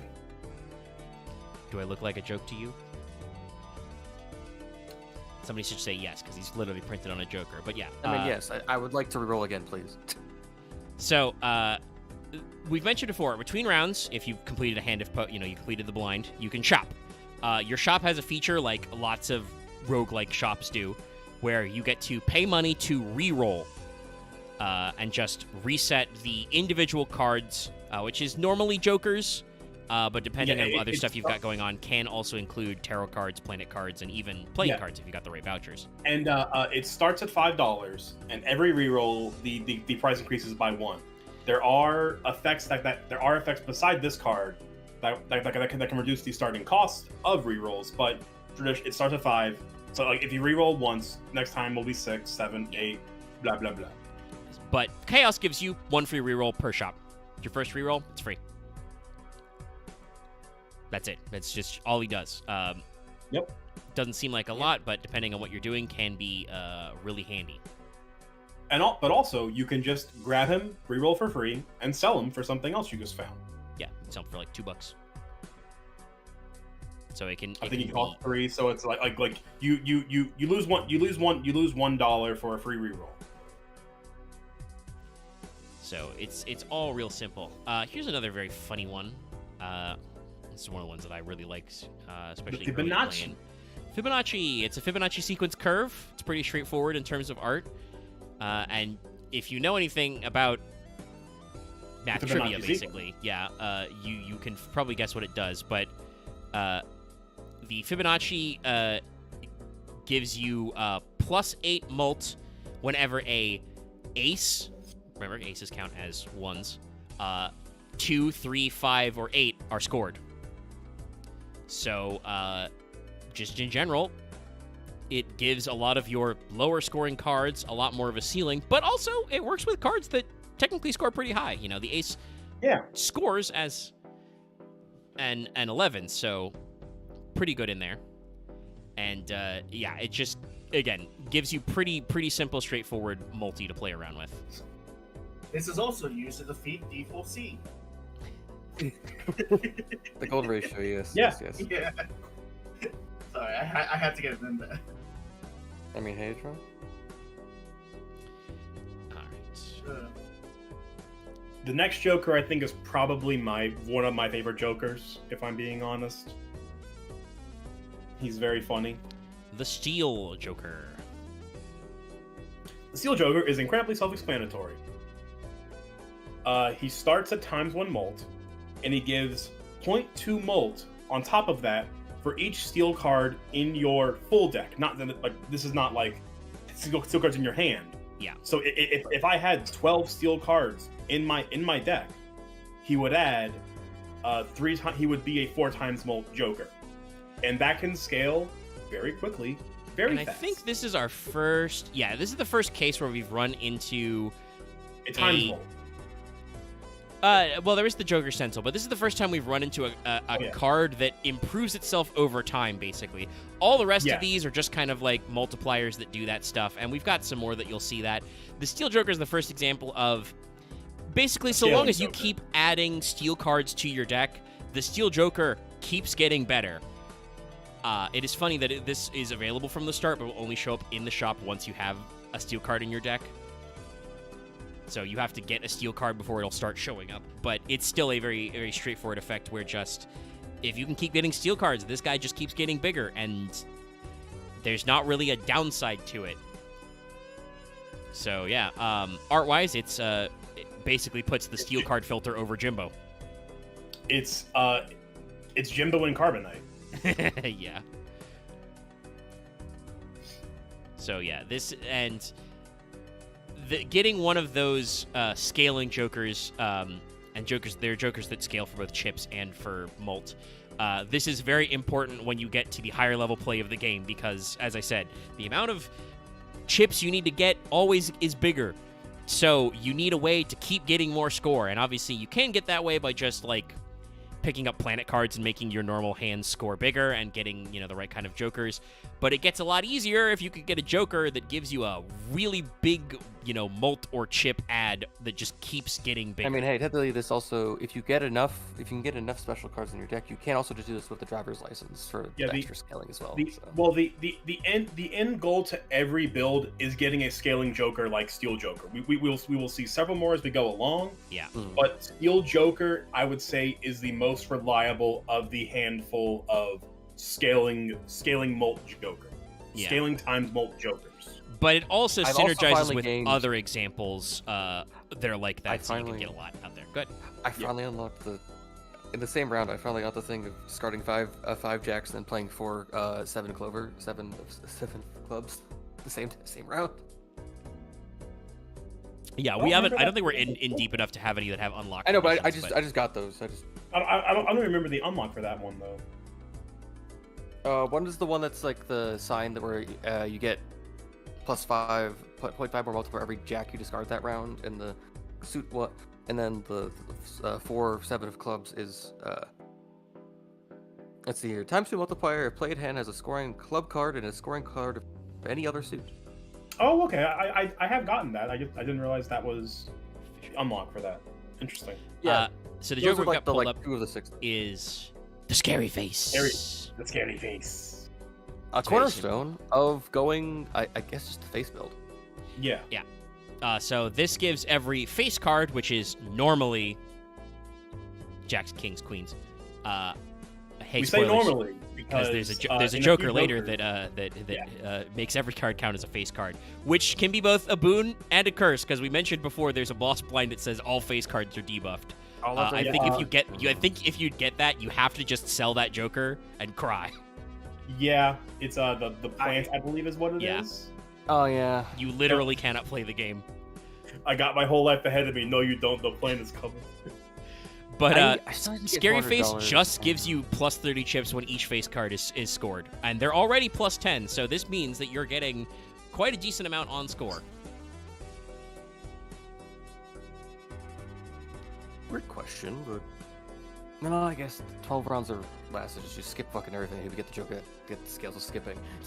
Yeah, like that one just comes down to I've gotten a build that can just win the boss blind right away. So I will just skip every small big blind. just play the boss blinds. Yeah, you just make sure you get throwback, honestly. Yeah. All right, We'll get our next throwback one is eventually. the Abstract Joker, which, as you can see, is a very abstract Joker. I honestly do like how I've never really looked at the art until just now. I do like you can make out the Jimbo in it, just very very vague. Yeah. The thing about this one it's got all the right is colors for Jimbo. it's weird. Of like, if you can get a lot of negative, it's good. But it's also a thing of once you when you go to high enough level play, it's not worth it unless it has something else going on for it.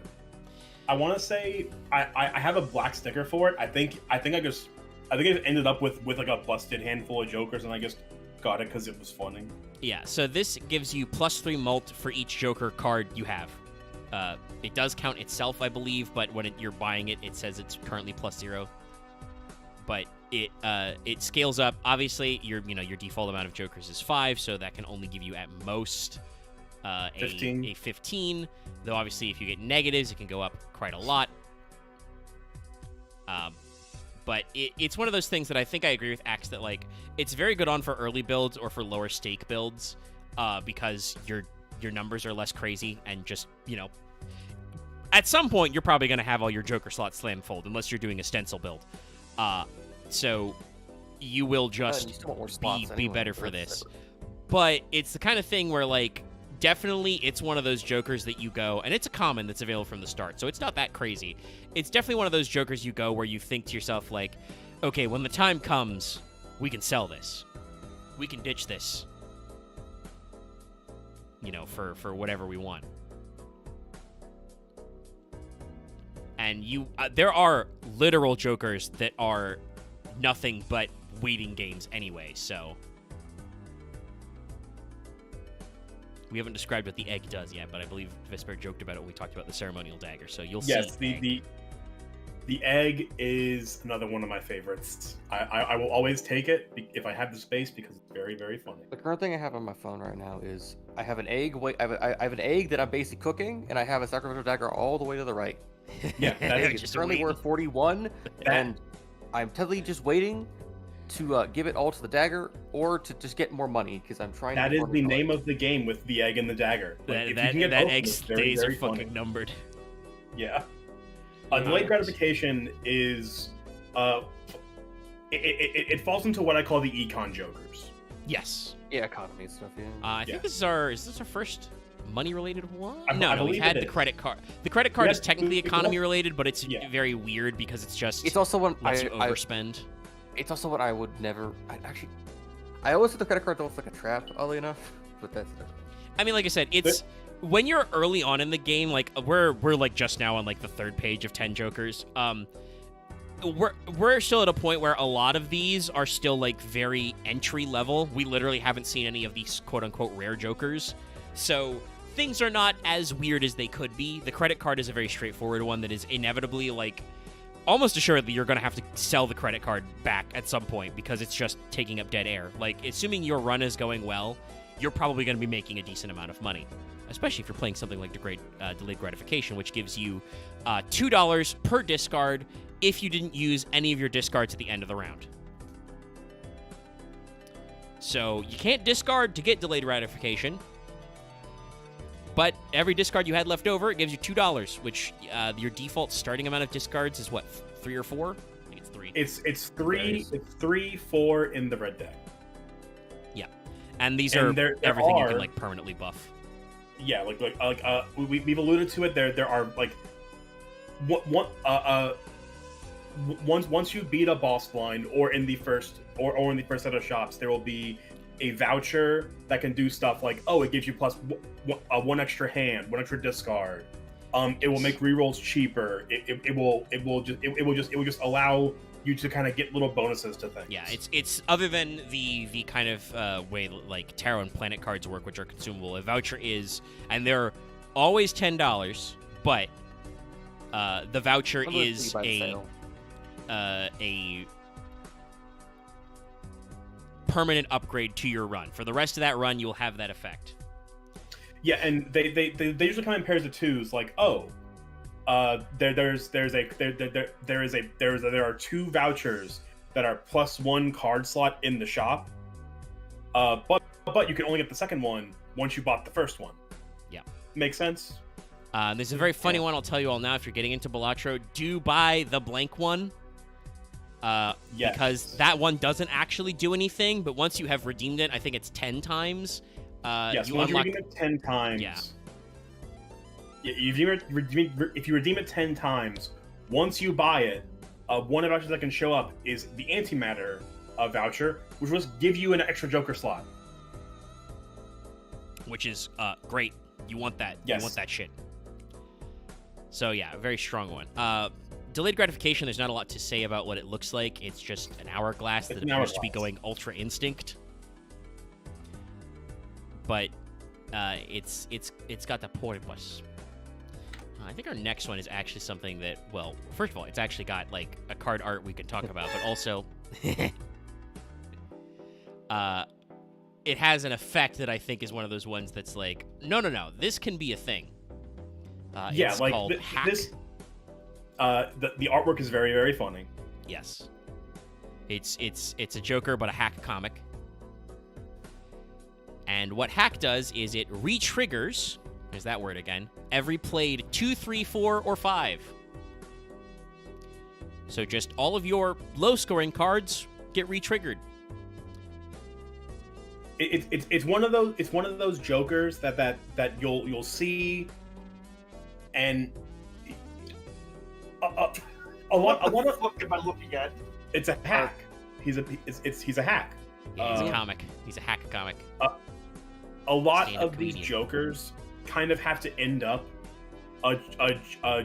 Jokers you get in the first handful of shops and go, well, that's the build. Yeah, and it works with several other Jokers, several other decks you can do, because there are, you know, you'll see them later, but there are other Jokers that affect low quality, like low scoring hands. There's also a really simple one called Hiker. Hiker just increases the chip value of your card after you play it. So if you're re-triggering, that means you hike twice, and then also all of your low-scoring cards are scaling. Yeah. So in that combo, you can make your 2, 3, 4s, and 5s incredibly powerful.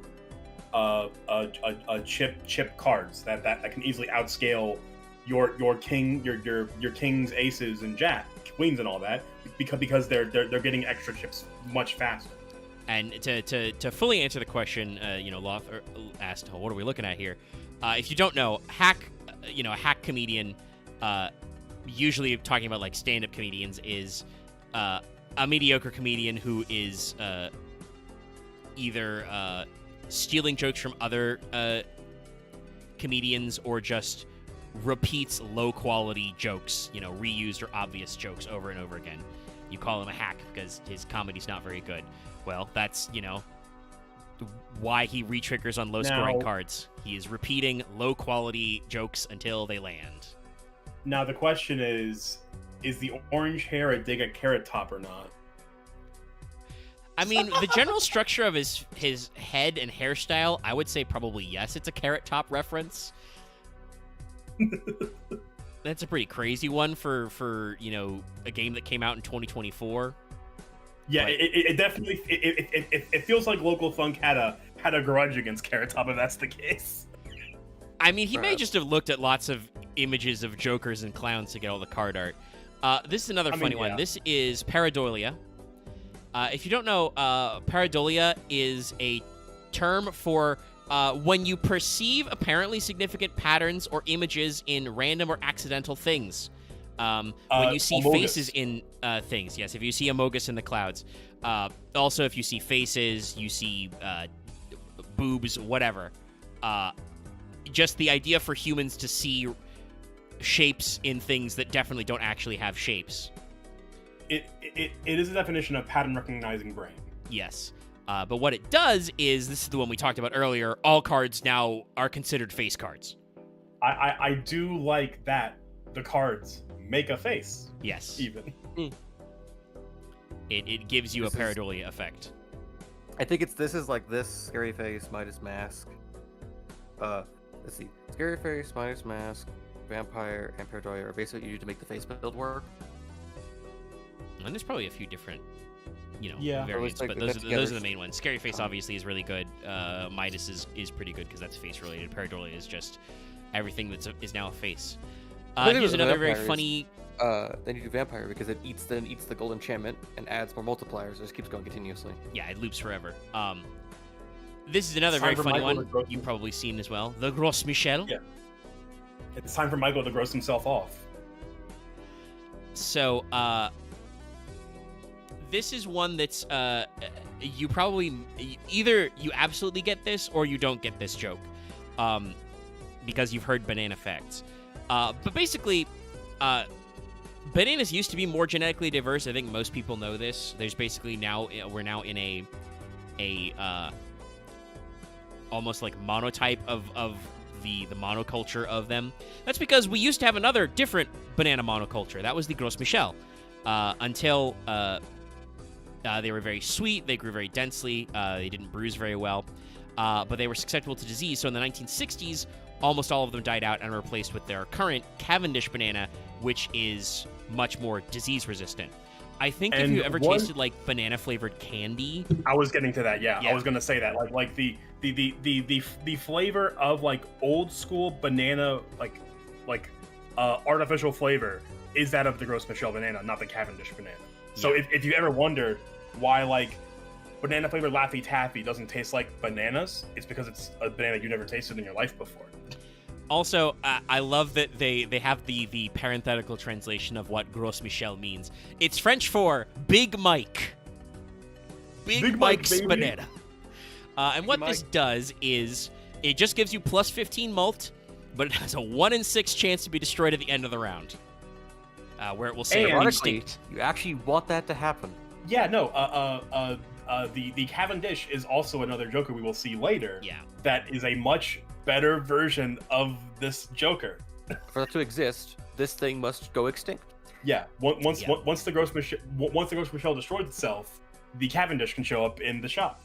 So you want this not just for your run, not just because it's plus 15 mult, but also it helps your run completion. And I also want to say, honestly, a eventually self-sterilizing plus 15 mult, much like with the abstract Joker, right?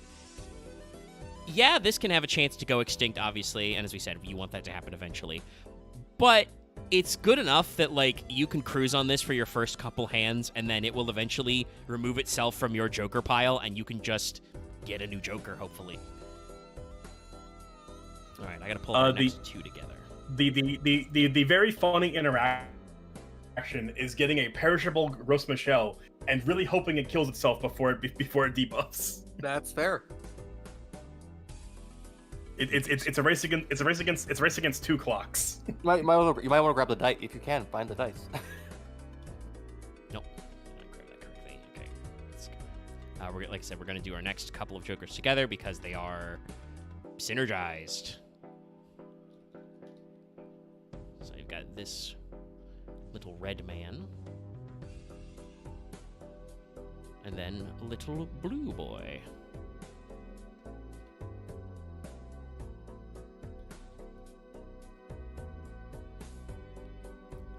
And these two Jokers are Even Steven and Odd Todd.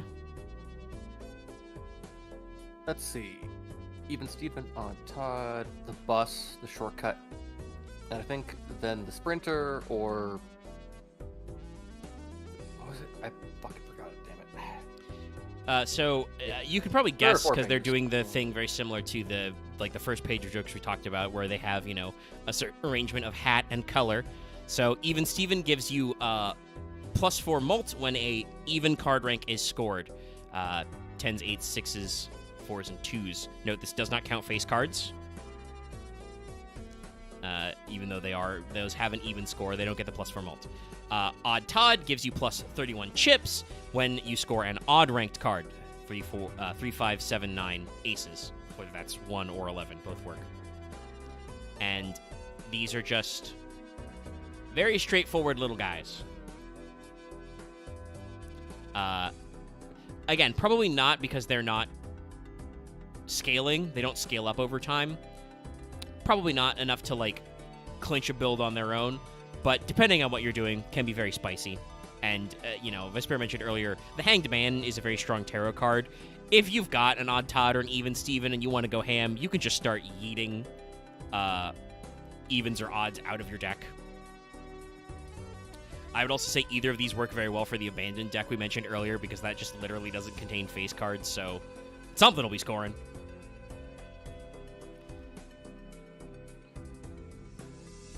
Yeah, I mean, like these pairs of jokers are just like they kind of like they fall into like the it's one of those things where like you'll see it where basically every common joker just kind of falls into additive Molter chips. Just gives you a little bit extra.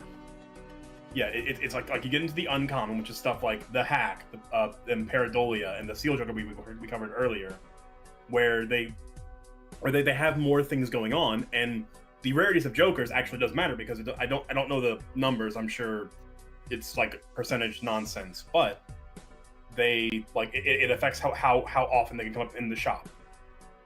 And also, like the joker we mentioned earlier, the joker that creates two common jokers, it's only going to create these kind of basic bitch jokers. But yeah, sometimes a basic bitch joker can define a build still.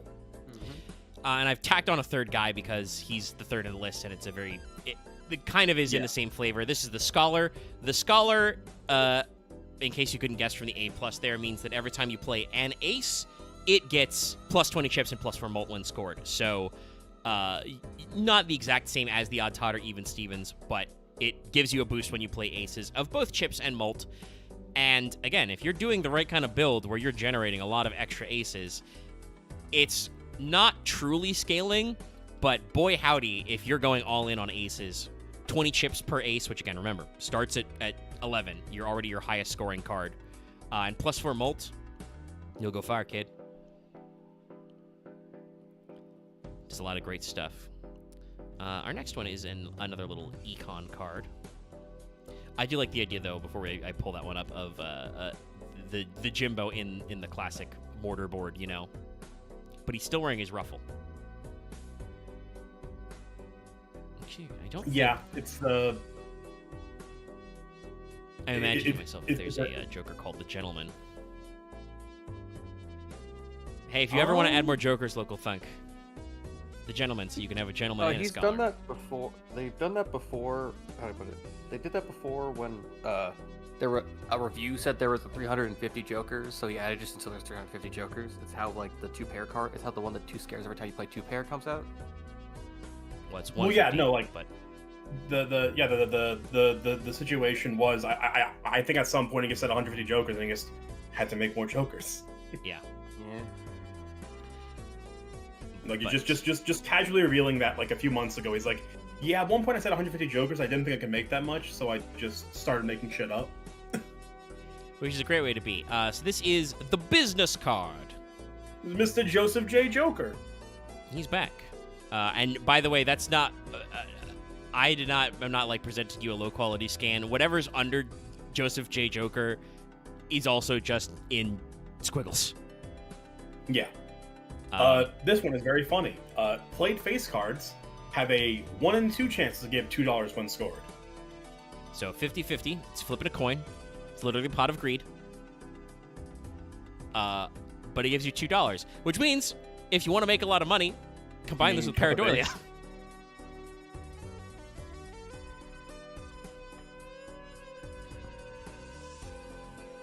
Just give you big stonks. Clearly, you will not miss. Yeah, just gamble sometimes. Yeah. Really. Yeah, we can put these two. They're not directly related, but we can put these next two together as well. Because they're both. Our next 2 Jokers are both scaling up in their multi. Though for slightly different reasons. So first we have the Supernova. we have Ride the Bus. Once again, getting very esoteric with our card art. Like, Supernova is just a pixel art mock-up of, like, a classic Hubble telescope picture, I think. Ride the Bus has some more fun imagery in it. Stops for Jack, Queen, King. Yeah. So, Supernova's an incredibly straightforward, just additive joker that scales up. It's a really easy one to work into your builds. Just adds the number of time you've played that poker hand this run to the multiplier. So just at the end, you add however many times you played it. If you've played 50 high cards, you get plus 50 mult. You won't be playing 50 high cards anytime soon. But still, it's just one that, like, basically just keeps going up. And if you are especially playing a build that is centered around a particular poker hand, it's just extra icing on top. Now, Ride the Bus, we've alluded to it earlier, is the funny one that gets +1 mult per consecutive hand played without scoring a face card. Starts at 0. And this does reset. So, like, once you play a hand that scores a face, it goes back down. Which can cause problems, but just how it goes. But if you're working it correctly, you just don't score the face cards, and it just keeps stacking up and up and up.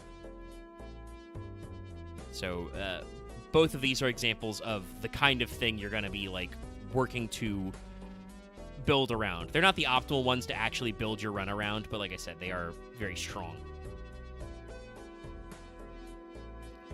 Of, like, getting that process going.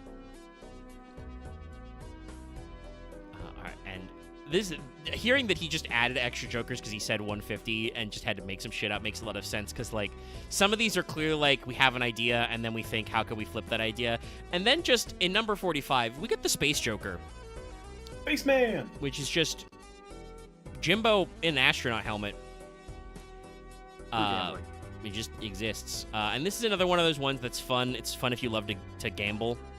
But the only reason I could think why it's called the Space Joker is because it has an effect similar to the planet cards, which is every time you play a poker hand, you have a 1 in 4 chance that it'll upgrade. So just it can act as your planet card. I would assume it's Spaceman because it deals with leveling up cards, which is like the planet cards level them up. Yeah. So this is another one of your ones that you're like, you can't really count on it happening, though there is a joker we've mentioned before which does give you higher chances of probabilities, but is still a card that can be very powerful if you're already upgrading your hands. You could just keep on going to space, baby. All right, got this take. But not to the moon. That's a different joker. Speaking of which, though, our next joker is the ever-popular Egg. It's an egg, but we've drawn Jimbo's face on it. Yes, so the egg will require not explanation, but you might read it, and if you've already forgotten the few that I've mentioned before, why does this matter? Its only effect is it gains $3 of sell value at the end of the round. Now you may wonder, well, that doesn't do anything for your hands. That doesn't give you mult or chips. Why would you want that? Well, like we mentioned, the sacrificial dagger. If you let this thing cook for 10 rounds, that's 30 sell value on top of the like $2 it is, so that's 32 sell value. If the dagger kills that, that's 64 mult right there for that joker. There are also other cards that interact with sell value as well. I think there's a joker that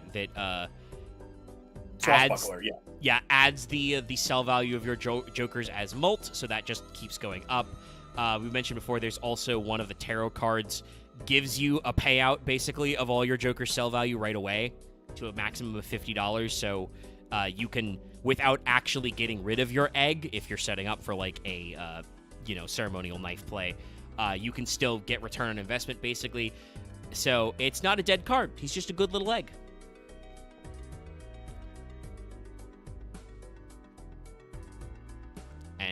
And even if you don't like wombo combo it with the ceremonial dagger, it's just adding $3 to its default sell price every time.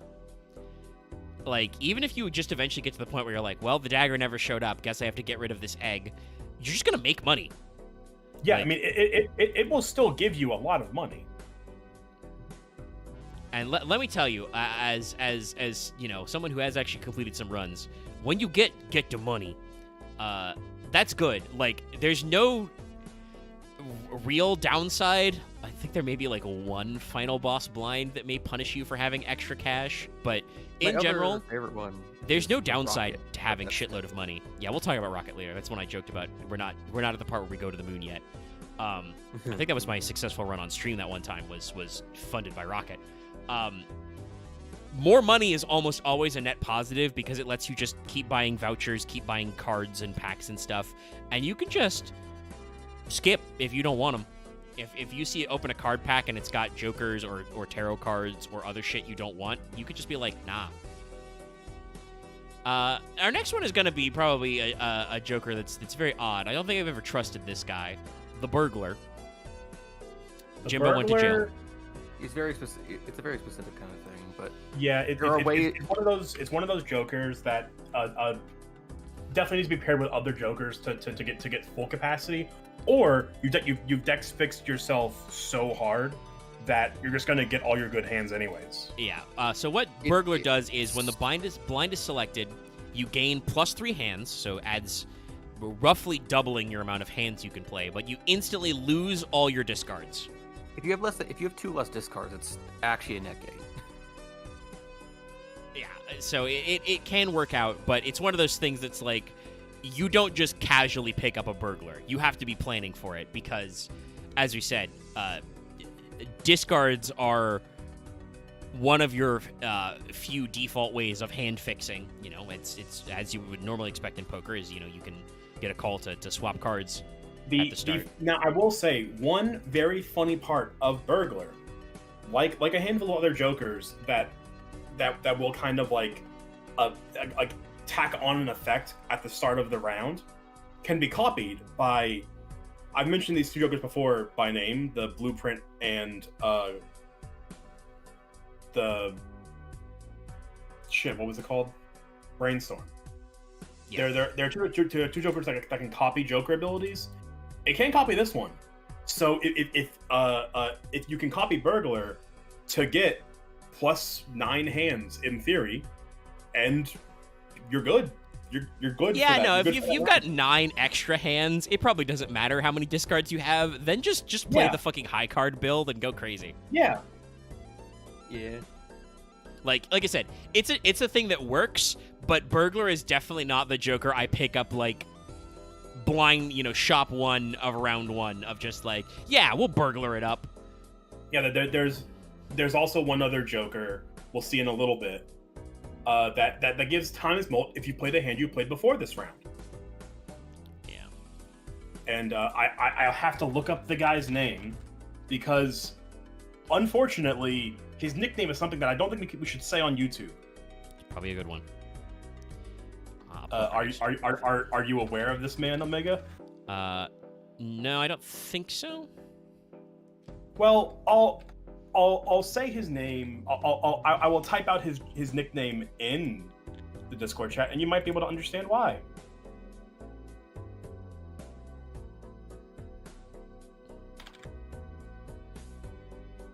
But you can pull up the next joker while we go. I have, yes. We have the Blackboard. This is another funny one. This is an uncommon joker that's just available from start. It gives you ×3 mult if all the cards held in your hand are spades or clubs. So has to be held cards, not played cards. But just means if you've got all spades or clubs, you get a pretty big multi. Can we make jokes about that? I don't. Yeah, it's like I don't want to. I don't want to play games with that. Oh. Yeah, I don't really. We're talking. We can say this. We're talking about a guy who wears a hoodie and sunglasses. If you can picture what we mean by that, I'm pretty sure YouTube won't mind because it's been many, many years. But you also never truly know with YouTube. Yeah. I did find his Wikipedia page, so I can say his name. Yeah.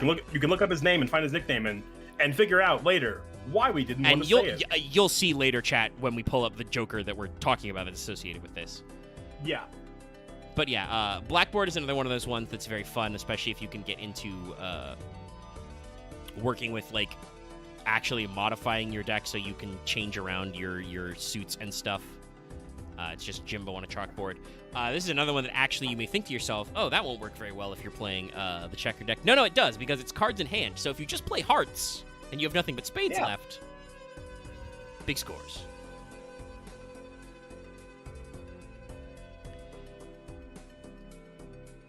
And basically, any times mult like beyond 2 is incredible, I would say. Like, yeah, because again, multiplier itself is multiplicative. So I know that seems very straightforward, but you see what I mean. Where, like, say you've got a card hand that, can I pull up, like, I think I can check in the main menu, like, the default value of hands. Or maybe I don't think it says it, but I can just boot up a run and look at it real quick. But for example, let's say you're playing a hand that's like 40 times like 2, right? So, okay, so that means that before you add any of the cards you played, you're talking about 80.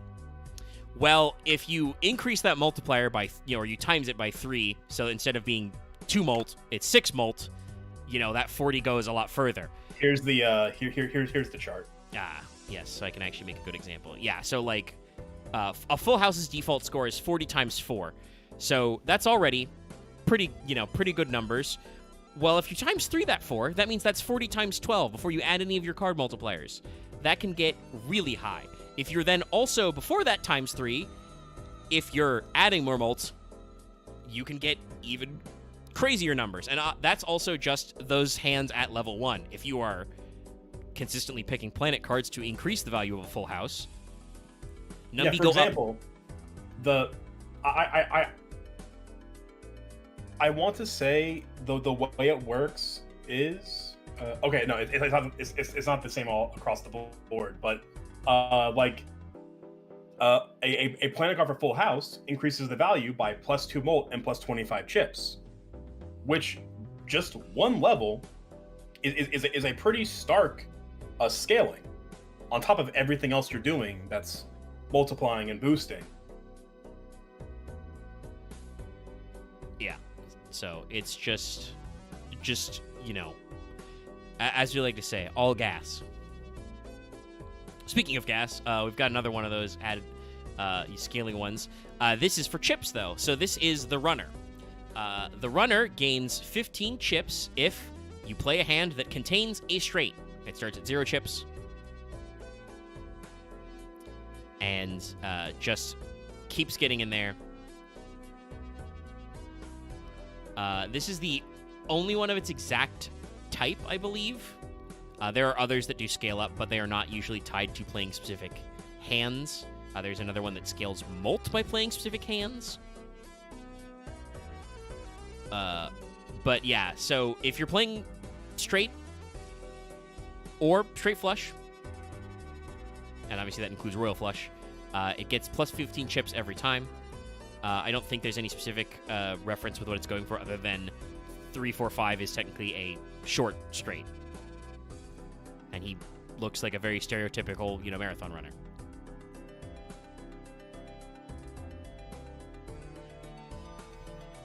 But yeah, it just adds chips. We love to add chips.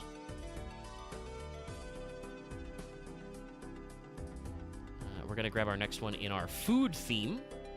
It's not the Cavendish yet, but we do have another food-themed Joker. Which as you will see, most of them have a similar mechanic where eventually you run out of them. This is the ice cream. The ice cream is very funny, very good. Yeah. Starts by giving you +100 chips, just +100 chips every time you play. Every hand you play, the amount of chips it has goes down by 5. And if I remember correctly, when you actually hit 0 chips, the Joker itself is just like, we're done. Yes, same as the other food-based. Yeah. The other food-based self-perishing Joker. Obviously, this means that on the one hand, even if the bonus goes down to nothing, it cleans itself up, so it won't like hog space. But also, you can sell it before it gets too low. Yeah, you can sell it when it's at 5 chips and just get money. Yeah. Instead of letting it die. But this is another one of those ones that's just like, there's almost never a reason not to take it unless you've already assembled your perfect Joker setup. It's just free chips, and it eventually cleans itself up. It's just free money. It's free real estate. Our next card is not free real estate, but though I will say this ice cream is delicious. This is our first rare Joker, and I've talked about it before. This is when shit starts to get real weird. If you've thought, chat, we were weird before, you haven't seen weird. This is the DNA Joker. It says, if the first hand you've played of a round is 1 card, add a permanent copy of that card to your deck and put it in your hand. This is a Joker that can break your build. If you get one really good, or like if you end up like, for example, like you're trying to run that 8-ball deck, well, look for 8s, play them. Look for 8s, play 1, you get another 8, and you just you slowly scale that up to where now I have 15 8s, so I'm gonna draw them. I'm gonna be playing 4 or 5 of the kinds, getting more tarot cards, and I'm getting those. Like I'm selling the ones you don't get. I'm getting like the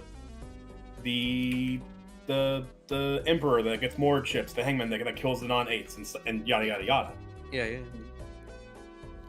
And it can seem a little trepidatious to be like, oh, I have to play 1 card only, like I have to basically waste a hand. But if you're cloning a really good card, it's worth it. And remember, it instantly draws it to your hand. So if you're looking at like, oh shit, I've already got like, 3 aces or something and can make like 3 of a kind, full house, whatever, you don't lose it because you get it right back. So you can immediately then make a big scoring hand, but also permanent copies. Just like so much extra gas. So it's very strong for our first, rare. It's a one that's gonna like easily start cracking your builds. It can be a little tricky if you've already got some other Jokers in play, like if it doesn't synergize with exactly what you're doing. But usually you can find a place for it. Nothing much to talk about the art. If you just have one extra slot of just like even if you have 1 Joker slot that you're not using, that by itself is just, well, let's do some deck fixing. Let's get the cards I want more of. Yeah. And let's just get going. Let's get going. Let's try to go after those cards that I don't want and get them out. And speaking of our continuing weird cards, this is a common, Splash. But this one is also one of those ones that can be pretty strong. It depends on what you're doing. But in general, it's just very funny. Because what Splash does is every card you play counts in scoring now. So it doesn't fuck up your hands, but it means that if you've only got a 2-pair, you can play 3 more cards, and all of those count in the score. They all get scored, which means any effects that proc on scoring, proc. But your hand has the multiplier of it. Weird thing is this. Stone card, because when I always think of this card, I always think about stone cards for some reason. It basically turns every card into a stone card. They inherently score themselves no matter what you do. They just score. Yeah, stone cards always score, and if you're in a situation like, if you're in situations like you end up where you've got all these like molt cards, glass cards, polychrome cards that like your deck is built around, but you don't really have like hands to use them all together. If you have the Splash, you can just play all of those cards. Yeah, Splash basically lets everything count as a stone card, and this is a good one that I assume this is what Jimbo or Local Thunk is going for with this. This is a thing that should be familiar to our regular Fail Portrayal audience. It's probably called Splash because what do you call it when you add just a little bit extra into your deck? Splash. You splash some tech into it. Yeah, you've splashed like a color in Magic, or you've splashed a different engine in Yu-Gi-Oh! Splash. I suppose you could splash different energy types in Pokemon. So this lets you play smaller cards in your scoring card that wouldn't normally count and, do better as a result. Yeah, I've played very little Pokemon, but I do know there are some Pokemon that have moves that require a different energy types. So that's like you'll probably like splash in a few. Oh well, my Magneton needs steel and electric energy. I think those are both types in the game. Yes, in the card game. Mm-hmm.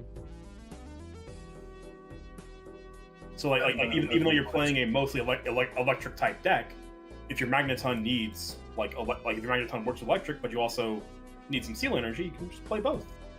Yep. Add a little splash of that. And I do believe there are a decent number of Jokers that are named after colors, but they're kind of scattered around. Our first one of this is the blue Joker. He's Jimbo, but blue. Yes, this is... Make your deck big as hell. Yeah, this is a Joker that I like, but I definitely have I don't always like building around just because of the problem of its ability, where it gives you 2+2 chips for each remaining card in your deck, which by default is 104, but your hand is 7, I think. So it's always going to be something like 80 something at the start. And you can't continuously add more and more cards into your deck, so you have more chips. But as you keep drawing hands and playing cards, it's because it's remaining currently in deck, so it will start to go down over time in the round. So it's one that you have to be careful with, but can still be very, very funny to play with. So our next one will require some mechanical explanation. I will not explain anything about what's going on in the card art for Sixth Sense. You're just gonna have to deal with this. Jimbo has a third eye. But he's opening his third eye. What else is there to say? The way Sixth Sense works is it's very similar to the 8-Ball, but its effect is if the first hand you play in a round is a single 6, destroy that 6, and create a spectral card, which is another type of consumable. The spectrals do a lot of weird stuff, is the only way I can describe it.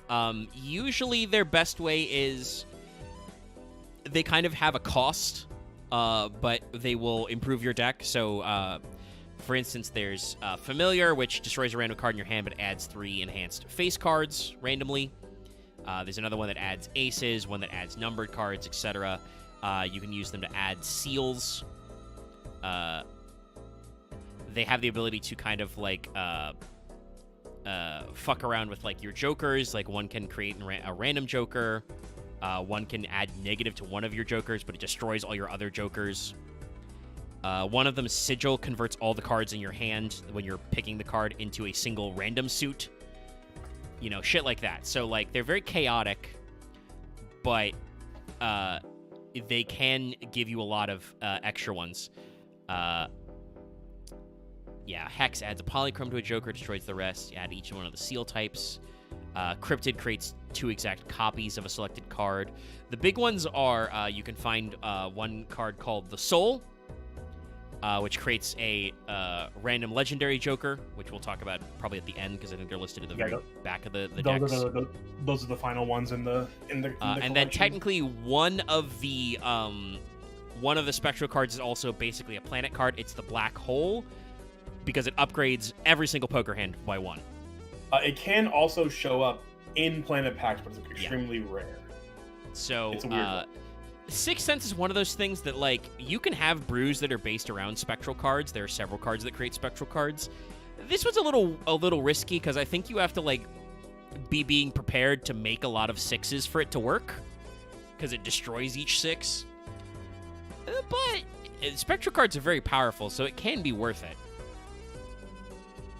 Yeah, it's one of those jokers that, again, kind of has to be one of those things you get a little early on, and it can be a funny combo of stuff like DNA and Spectral where you're like where you're actually not even getting punished by destroying the 6s because you're adding more 6s.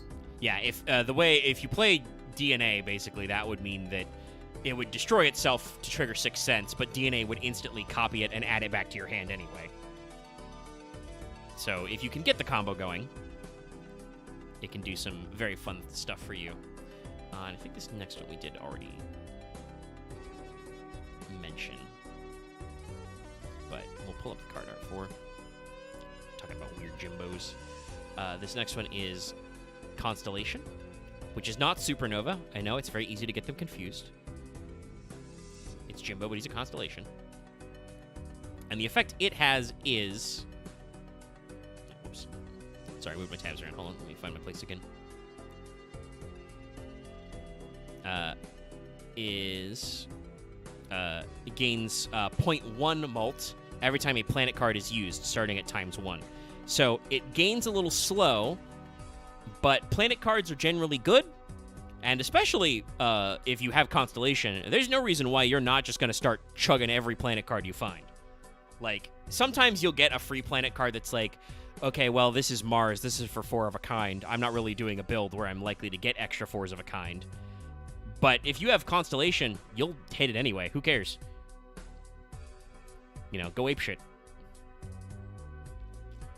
And this is another one of those, you know, just simple scaling ones that, you know, you may want to brew up. Yeah, Caesar in chat saying it's one of the more consistent jokers. Yes, it's just like, it's the multiplier it adds is small every time, but it keeps adding them, and you will just get a gain out of it unless you are like going out of your way to not use planet packs or planet cards. Yeah, and I mean it also is a situation of just where a multiple joker like Steel card can scale faster. It is hindered by getting cards to make Steel cards, whereas you're gonna run into planet cards more often than the specific tarot card to make the specific than running into the specific tarot card to make Steel cards. Yeah, and it is not retroactive. It only scales once you buy it. Yes, it's not planet cards you've used in this run. Period. It's when you use a planet card, it gets a little bonus. Honestly, the Hiker is the better, like, smaller your deck is. Yeah, so we pulled up Hiker. Hiker's another one we've mentioned before. This one just permanently every card you play gets +5 chips when scored. It adds the bonus after they score, but the bonus is kept forever, even if you get rid of the Hiker. So this is one that can be very strong in decks. Obviously, if you have, as Axe just said, smaller than normal cards, it's very good because you're seeing a lot of the same ones. But also, it can work very well with something like Hack, where you're triggering specific cards of like lower value more often. You know, if you just hike enough, it becomes good. But all in all, like, just again picking up the Hiker for just a couple of rounds and then getting rid of it when you find a joker that's more appropriate is just fine because those bonuses are forever.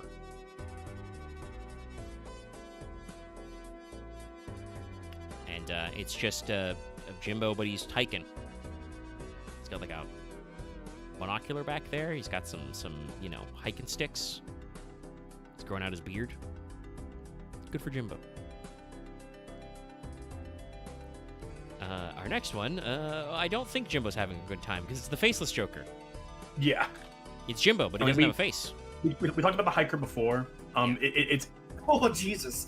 Yeah, it's one of those jokers that getting it early is best. Like it's a running theme with a lot of these jokers that they work best getting them early, and sometimes you can't get them early just because of luck. But they will define your build, and that's why 150 jokers. Like there are plenty of ones that like you may look at them and read them as bad because you haven't gotten a good run at going with them, but they're just really good. Most of them can work very well. I would say our next one, Faceless Joker, is another example of that, where you may think to yourself, oh, well, how good is that? Because Faceless Joker is earn $5 if you discard 3 or more face cards at the same time. And so you're thinking to yourself, well, aren't face cards the best scoring cards? Yeah, but we've already seen bust stop, so you can already have a build around getting rid of face cards. There is a specific boss blind where all face cards are drawn face down anyway, so it becomes very hard to figure out if you're playing a good hand with them, because they're face down. But I believe because it's known they're face cards, they will still work for Faceless Joker, so you can get rid of them to get the cash. And sometimes you just need money. Like, Faceless Joker is not one of my preferred ways to make money, but again, sometimes you just need cash. It can just do the thing for you. And I would say, art-wise at least, Faceless Joker is very funny because it's just Jimbo, but he's got no face. No face bow. Yeah, no face bow. Yeah. Our next Joker is one I've talked about before about, I said there are a few Jokers that are of different colors. They're not really, I don't think they're thematically related. They're just kind of like, this is what we came up with. So this is the green Joker. It's Jimbo, but he's green. So this one gives you +1 molt per hand played, -1 molt per discard. Not per discard stat, but per time you discard. Yeah, it's not per discard a card, just per instance of discard. The unfortunate part of this is there is a boss blind that auto discards cards when you play, and that will punish that will hurt Green Man. So this is another one that, like, you can make it work, but you gotta be prepped for a specific build, and sometimes you may just have to, like, it's because it has a negative, you may just not go for it. Yeah, eat your negative, and that means it can be easy to skip. But next we've got another very funny one talking about creating things. This one's a little harder to pull off, but can still be done. It's very funny. It's superposition. I've had times where you're able to consistently get this one off. It's kind of funny. Yeah, so this is another tarot card creating one. This one is guaranteed there's no chance, but specifically, it creates a tarot card when you play a straight that contains an ace. So either you play ace, king, queen, jack, 10, or ace 2 3 4 5, which is why it's called superposition, because an ace is both an 11 and a 1. It means that you can count it as both, so it's like a quantum superpositioning thing. Particles can occupy the same space because information is weird. Our universe is very funny at tiny phases, but yeah, this is one that I haven't used a lot, but have used a couple of times. When you can get it to start working, it will just give you a good opportunity to just make free cards. It's one of those Jokers that it's very weird where it requires the ace, where the kind of like the general game plan of a straight deck, a straight build, is nipping cards at the ends of the straights, so your straights can combine down to like the middle deck.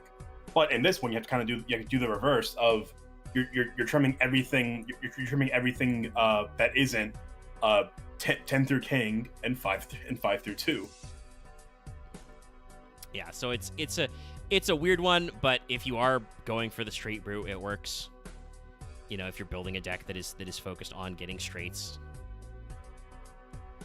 And there's definitely a lot that you can go through to make that work. Our next one is another econ card.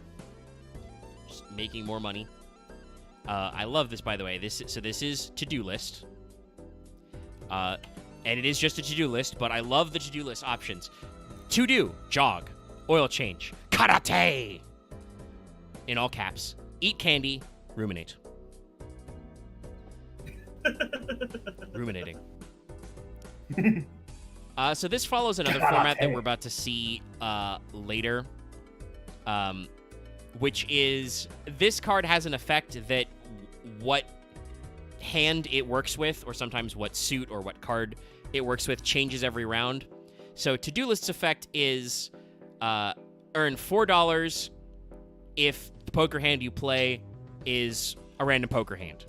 It always has a default one. It changes at the end of the round, and once you have played a secret hand, it will then get put into the list of random hands to get chosen from. Yeah. So it plays all over the place. It can get out there.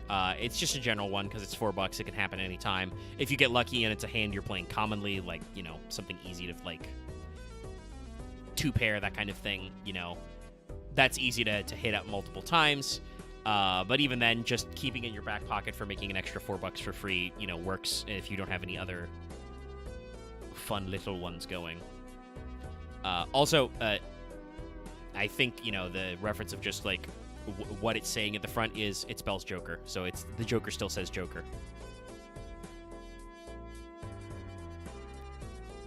Oh, we're getting a couple of payoffs now, finally. Yeah, we're getting to both the Cavendish and the unfortunate one. Card Sharp is the name of the Joker, at least. They're not directly related, so I'll pull them up one at a time. But first is the Cavendish.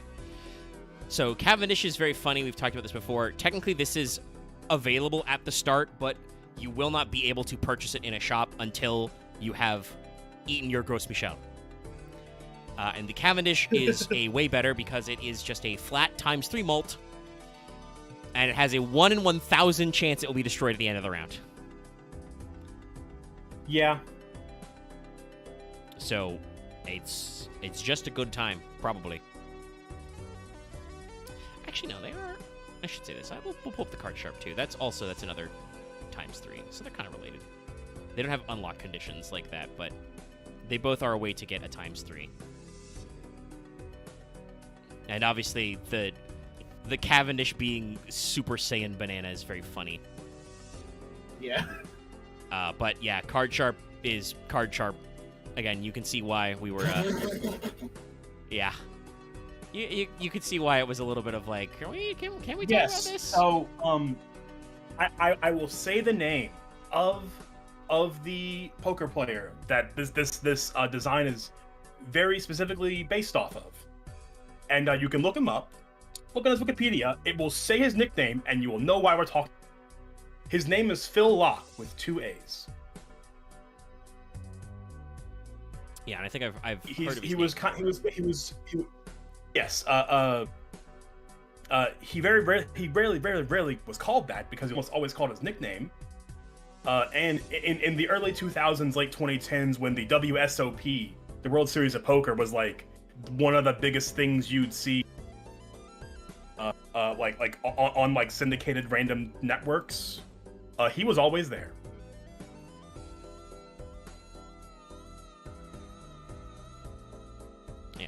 And what the Card Sharp does is, we've mentioned what it does before, but it's ×3 malt if the played poker hand has already been played this round. So if you're doubling up, you get way more malt on the second go. So it turns out they were actually slightly related. Both of them can be pretty fun, though. Obviously, I think the Cavendish's flat effect is like way more easy to work with.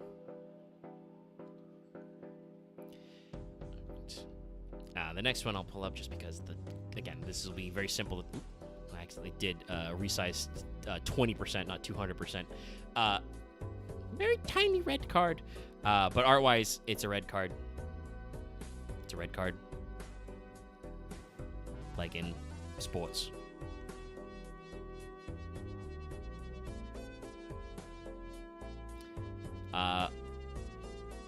So the way the red card works is, this is another one that starts scaling, gets +3 malt whenever you skip a booster pack. Which is the thing we mentioned you can do. You can open random packs, you can choose to skip them.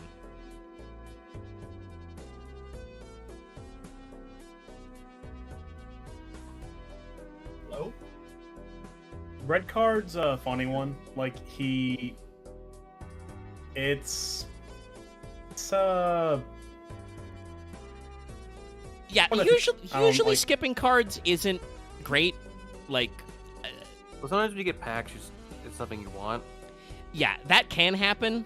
Or if you can get, or the trick is actually, if something gets you to pick 2, you can take 1 and skip it. Yes, there is a type of pack called the Mega Pack, which lets you pick 2. You can push the skip button after picking 1 of the 2 cards, which counts, I believe, for a red card. But it's definitely one of the ones that is a little weirder to build around because typically you're paying money to access booster packs. So you're probably going to want return on investment. But you can occasionally work it out. So it can work around. And obviously, yeah, you can reset it for. But it can be like, plus 3 mult per shop. Or plus 6 mult per shop. I would say the one kind of like funny gimmick of it is that there are packs you can buy that have like 2 choices where you can get 1 choice and then skip.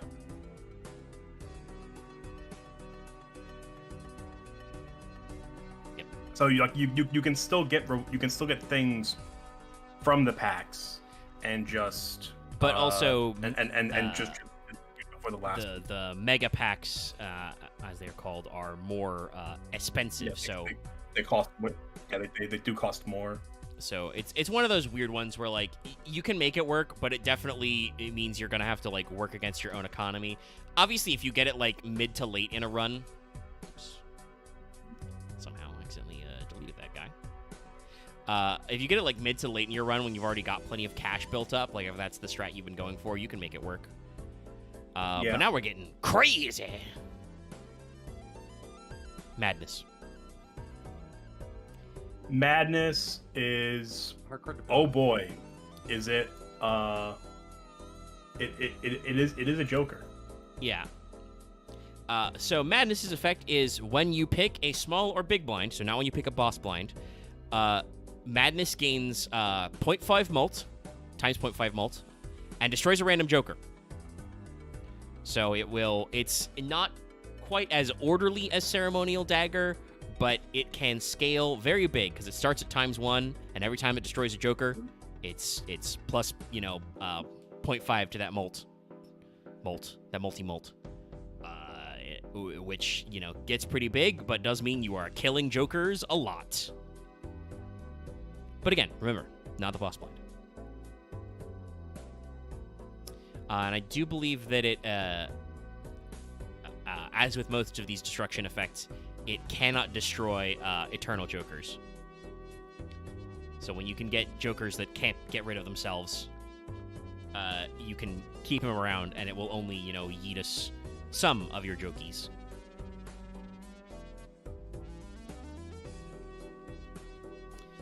So yes, another one of those ones that can build up over time. It's a funny one, but also, you're picking and choosing. Unlike Ceremonial Dagger, he does get molt regardless of destruction. Yeah, because it says it gives him times or plus increases the mult by times 0.5. I know that sounds weird with math, but I'm trying here. Regardless, and then it's an if-then effect. So yeah, it can work to your advantage if you've got those Eternals. You don't actually yeet the jokers. The next one is Square. Square Man. This is plus 4 chips. If you play a hand with 4 cards, not 4 scoring cards, just with 4 cards. So you can play a high card with you can play a high card with 3 other cards and it'll count. Yeah. You can play high card with 3 randos and it still counts. So just every time you play exactly 4 cards, regardless of not score 4 cards, get 4 cards, he gets 4 chips added to him permanently. This is another one that can be part of your run definer. And yes, it's a very square Jimbo. Yeah, just looking at him, I only thought it's got any games on your phone. Yeah, this is 8-bit Jimbo. He's even more bitty than usual. You might even say he's 4-bit. He could be 4 bits. The next card is another one that's we talk about is related to those lovely spectral cards. It's Seance. Another case of just like real high quality, cool pixel art.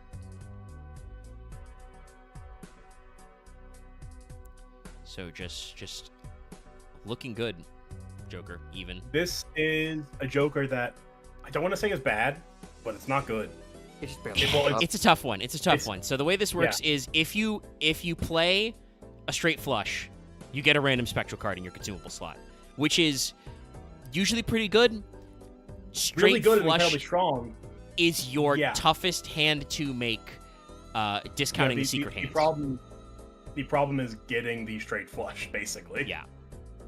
So, like, yeah, you can work with that. Like, we've talked before, you can make brews that are based around flushes, and then, well, if you get straight flush, that's pretty cool. But it's really hard to count on. And you might end up getting one of the, like, spectral cards that is, like, nuke all jokers in your hand but one and, like, make it negative, or make a copy of a random joker, destroy all other jokers, which is not gonna help you because this doesn't actually, like, give you chips or malt. So spectral cards can be really strong, but some of them won't work for the brew that you're making. So it's already intrinsically randomized. So you got to be careful. I would not like focus on it as my first and only, but it's not. It doesn't do nothing.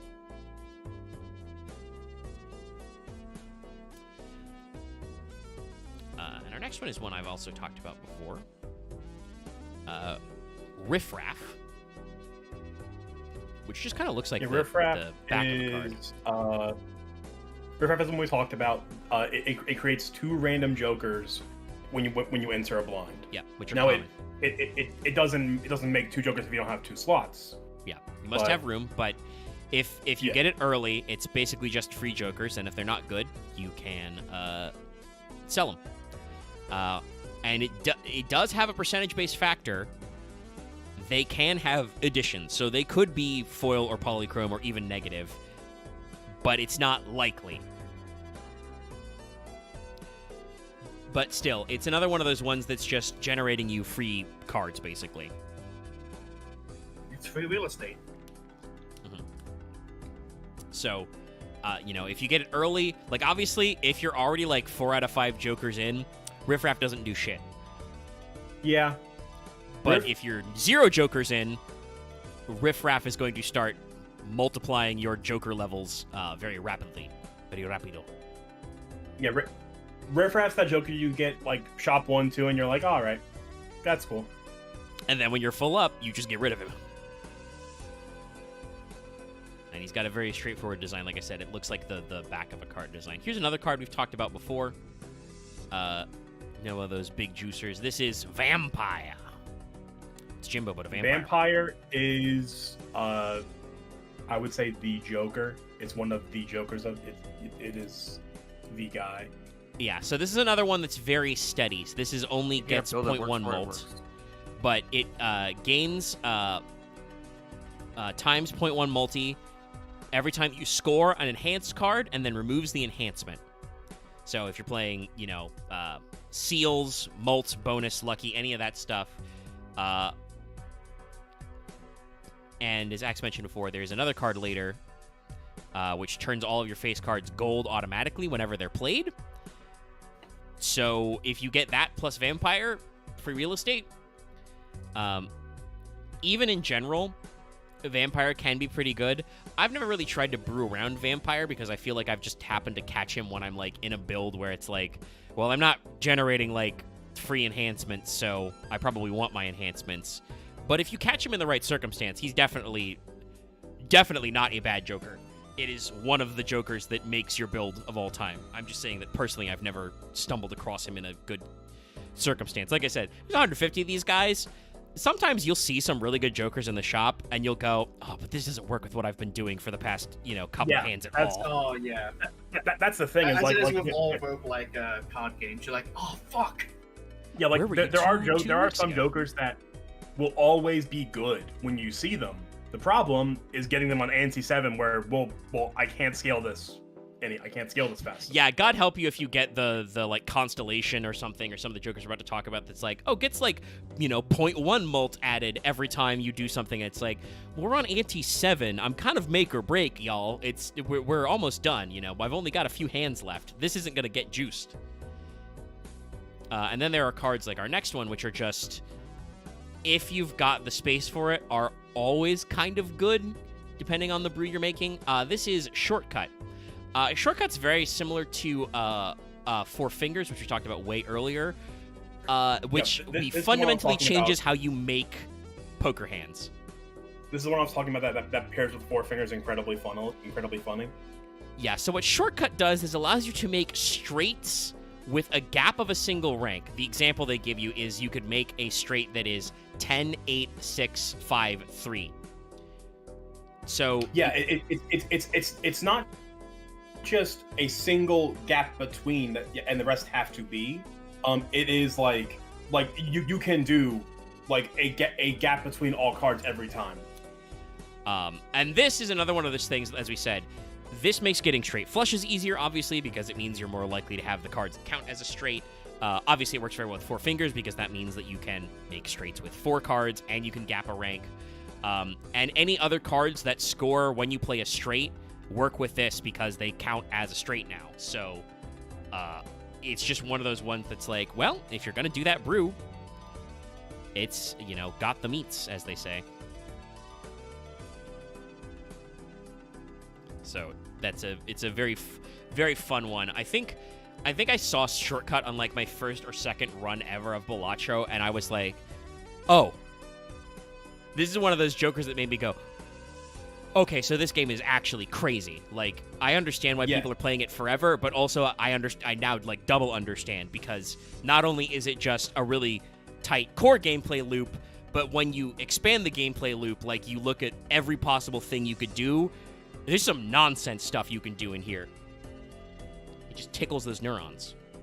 Sorry, because similar to Balatro, I'm currently just doing a run of Wild Frost right now. Another roguelike card game. Just had the boss kill itself, which is really great. Like, because I imagine, like, similar to Balatro, you like go, oh, I didn't realize this will work this way. This is great. Let's do it.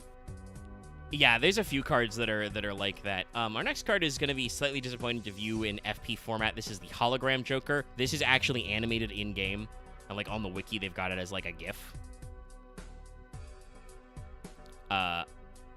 But... yeah, he floats around a little. Yeah, he shimmers a little, like he's not like a holographic card, like a trading card, but like he's an actual projected hologram, like he's Tupac. He's one of my favorites because if you get the voucher that lets you just buy playing cards, you can just keep stacking this thing up. Yeah, this is another one that's similar to Constellation and a few of our other, or it's like Steel. That's just like, if you can get him, he's probably just going to be good. Hologram starts at ×1 mult and gets additional times 0.25 mult every time you add a playing card to your deck. This is the one I talked about earlier with the Marble Joker. I had Hologram and Marble.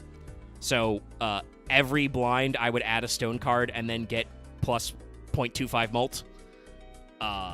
Anything that does that to constantly add cards, or even if you're just buying and picking cards up off the floor, like, you're gonna be going crazy.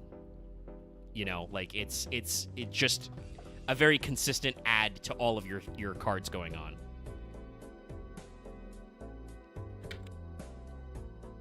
Like, you're just going to be getting mults. Again, assuming you're not like in the back half of the game and you're not actually going to be adding that many more cards. But our next card art's a very funny one. Yeah, this is which was the Joker we said before?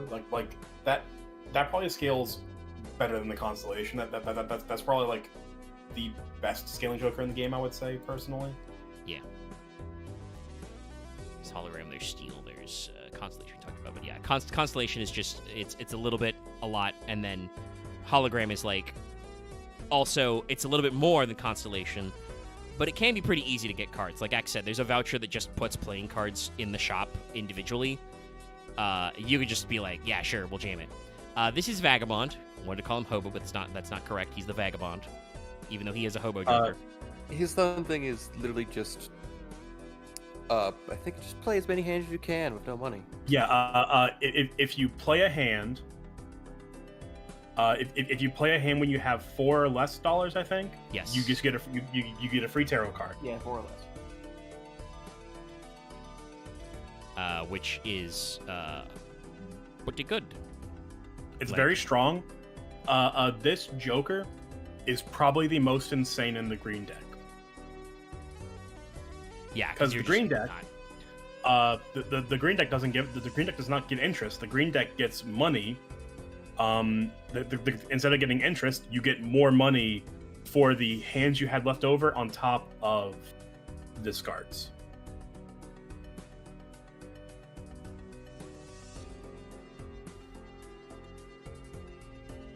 And I honestly would recommend the Green Joker as kind of like a beginner-friendly deck to kind of let you get the vibe of Balatro. Just like once you unlock it, of course. Yeah. I think it's one of the first ones you unlock. But if once you have it unlocked, it's the kind of deck that can help you. Yeah. Yeah. He does synergize with credit card as well, but yeah. There's a lot of it that work pretty good. So the like default 5 decks that are just like you don't have to do anything super special to get them. You start with the red deck, which is +1 discard. If you discover at least 20 items for your collection, and that's anything: jokers, tarot cards, planet cards, vouchers, tags, whatever. You get the blue deck, which is +1 hand. The yellow deck is next with 50 items in your collection. Start with an extra $10. That's another one that's very beginner friendly. Just gives you more money to play with at the start. And then, as we said, the green deck is you don't earn interest, but you get $2 for every remaining hand and $1 for every remaining discard. That's 75 items. So requires a little bit of work to unlock, but if you're not meshing with any of the earlier starting decks, can give you a strat. And then, as I said, I've mentioned before, I've been trying out the black deck a little bit recently. That's at least 100 items in your collection. You get -1 hand, but +1 joker slot. That one's like a lot more trickier. And then the rest of the ones you start unlocking are you unlock them by clearing the higher level stakes. Like you have to complete runs with the deck and keep completing runs to keep going up. So, and all of those will have various weird ones. And also there are ones that are for clearing each with a deck of the previous ones as well. What is the yellow? Oh, the green one is how you unlock the abandoned deck. That's funny. Yeah, yellow deck is you start with $10. Yes. Right. Yeah, you start with $10 extra, which is weird to say. I think it is the I would say it's one of the best overall decks just because of the like the extra deck, the extra money starting out just allows you to ramp your econ the quickest. Yeah, before I like unlocked the checker deck, which did require me to clear one with the black deck at least once. And I've just gone crazy with checkered. The yellow deck was where I made most of my progress in the game. When you clear that, that's also how you unlock the ghost deck, which gives you the ability to buy spectral cards in the shop, and you start with the hex card, which just gives you some extra stuff. So there's a lot of fun decks out there as well. So yeah, and also I should say we haven't gotten to him yet, but much like there's a Joker that gets extra multi whenever you add a regular playing card, there's a Joker whenever you use a planet card. Guess what? There's a Joker eventually that gets extra mult whenever you consume a tarot card. Vagabond's a great synergy with that and any of the other cards that generate free tarot cards, because like then you're not only are you just generating free items that you can sell or use in general, but also it is increasing your accidentally cropped. Increasing your overall value a high. I worry if I ever play Balatro, because I feel like I'm just gonna get lost. You guys won't see me for like months. That's usually how Balatro goes. Like, I know a lot of people who picked it up over the holiday, because I think it was on sale in a couple of places, and also did really well at the Game Awards. Balatro, there's two games that I think everybody saw at the Game Awards, the Video Game Awards, and was like, who the fuck is this? One was Astrobot, which did shock me a little, but it is still like a PS5 exclusive and will probably stay that way like indefinitely. So like, okay, not everybody has a PS5, even though they are selling a lot still. Like I saw stats that like over the last quarter they sold like 3 million of them in Japan. So like, people are buying PS5s, but okay, not everybody who's like on Twitter is going to have a PS5. But the other was Balatro, but almost every tweet I saw of somebody going, what the fuck is this? Was somebody going like an hour or a week later being like, I get it.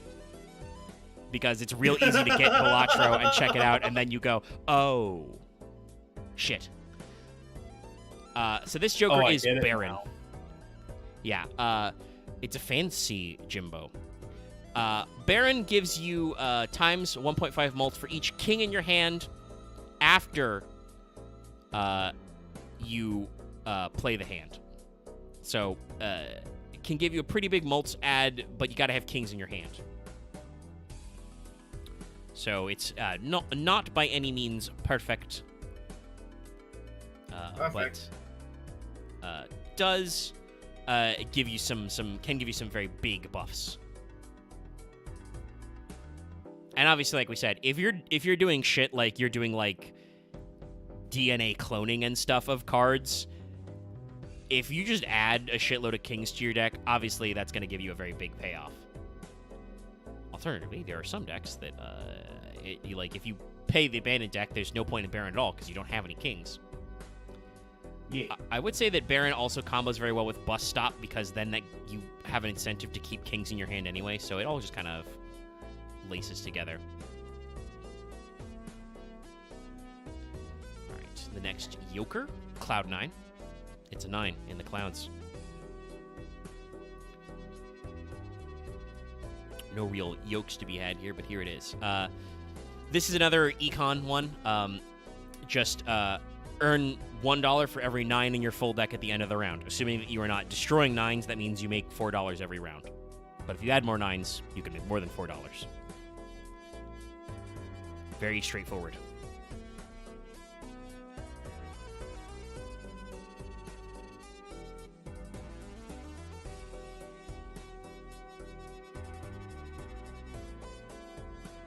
Cloud9's one of those ones that's like almost always a net benefit, but you might get rid of to use other cards. But the big thing with Cloud9 is kind of, I mean, we were saying it to death at this point. So many of these Jokers are extremely situational, but Cloud9 is on the good end of situational as opposed to shit like Green Man and Ride the Bus. Yeah. Yeah. Or Seance, which is so hyper specific. Like, yeah. Unless, as I said, unless you've done something to your 9s, if you've like changed them with tarot cards or destroyed them or something, you're at least making $4 every round, which I'm kind of shocked the Golden Joker isn't earlier, but spoilers, that's a future Joker, is just make $4 at the end of every round. Yeah, Golden Joker costs, I think, 6, and gets you 4 every, he gives you $4 every round. Man. Yeah, so like, it's, the Golden Joker is good. Cloud9 is just the Golden Joker, but it scales like up. You can improve it by just adding more 9s to your deck. I think Cloud9 is an uncommon Joker, right? I'll check in a second because I grabbed the next guy already. Yeah, it's an uncommon. I think Golden Joker's common, but Cloud9's uncommon because it can scale beyond the 4. And that means it does cost you more because it gives you 7. Yeah, this is Rocket, which is, we've talked about this before. This is a crazy good one. So this is another uncommon one. Earn $1 at the end of every round. Getting this one early runs is crazy. Yeah, it's $1 every round. But when you defeat the boss blind, the payout's increased by $2. So it costs $6 to buy, default cost, which means that it would pay for itself within one full ante. But when you defeat the boss blind, that means it pays for itself within basically a couple rounds. Yeah. If you buy this shop one, you will get $1, $2, $5, yeah, 8, 11, 16, so on and so forth. Like it scales pretty hard in terms. Well, the numbers I was saying was collective, not every round, but yeah. And you have to actually play the rounds. If you skip the ones, it doesn't do it. But presumably you're skipping for something. But still, it's once again just free money that keeps increasing. So the earlier you get it, the better the payout. But because it's steady, it can still kind of be worth it in the mid game. Probably not in the late game when you don't have that many rounds left to play. But it's still, like, very good.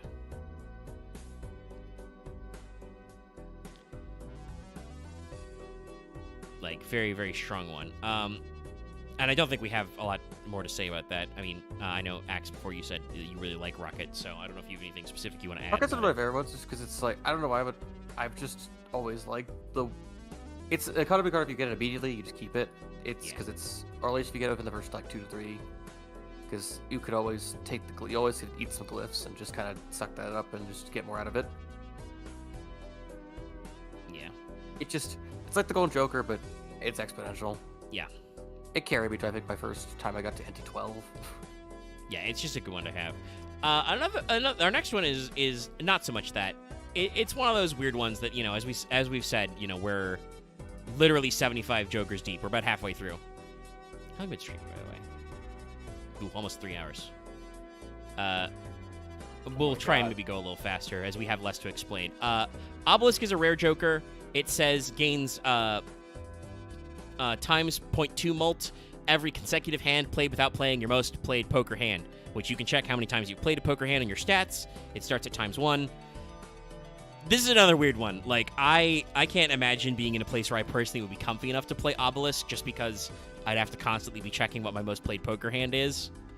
It can work for sure, but it's very fiddly, and it's another one like the bus stop one where Ride the Bus, where just like if you can't not play your most played poker hand, it just goes away. And like, it's a pretty significant boy. You know, like it's this is an $8. This is one of those Jokers that it's one of those Jokers that kind of you always kind of want to keep in the back of your mind when you're playing when you're playing a game where it can come in handy. It's just like focusing in on flushes where you and you get this guy early on. You can just have it chilling, just play a bunch of flushes, play a bunch, or even just like play high cards or something. Yeah. And then it's just about it's just about the game of hopping around hands, because I do know specifically it will not punish you. It will not punish you if you play a hand that will match the highest number. Only if you go over that. Yeah, so if it's a tie, it doesn't count yet. But still, it's one of those ones that's like you gotta be thinking about playing around it. And like I said, I personally don't know if I would be down to clown with keeping track of it a lot, but it can make a run if you see it. This is another one we've mentioned before a lot, though, that's very, very good, very stonks. This is the Midas Mask, and we've already explained its effect, but to remind you, it's all face cards become gold once they are scored. So you don't get the gold money cash effect yet, but it means in future they are gold. And if you make this work with Vampire, it can be very strong. I don't want to say art-wise, though, this one's pretty good, because it's a weird, white mask in a gold space. Almost a yellow space, some might say. But does Jimbo truly wear a mask?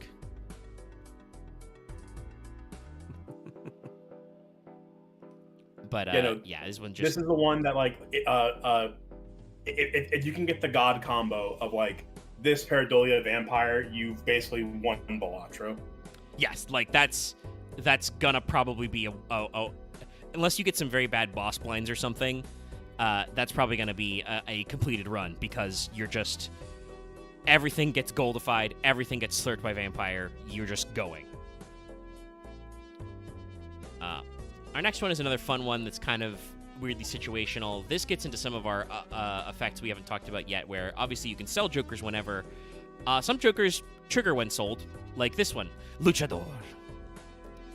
El Toro Fuerte never removes his mask. Luchador is very simple. Sell it to disable the current boss blind. That's it. Yeah, do note you have to be in the boss blind for it to work. Yes. It disables the boss blind in the current round, not in future rounds. Yes. It does not like it does not like it does not negate the boss blind if you sell it in the small blind of that round. You have to get to the boss blind, then you sell it. But it is, fairly approachable. It's a $5 Yeah. card that sells for probably like 2 then? Yeah, it sells for 2. It's uncommon, so it will show up a decent amount, and there's a decent number of tags you can get by skipping blinds, which would be something like, Next Shop has a random common, uncommon, or uncommon Joker for free. So there will be opportunities where you can pick it up, throw it in your wombo combo, and be like, all right, we'll just save this for a rainy day.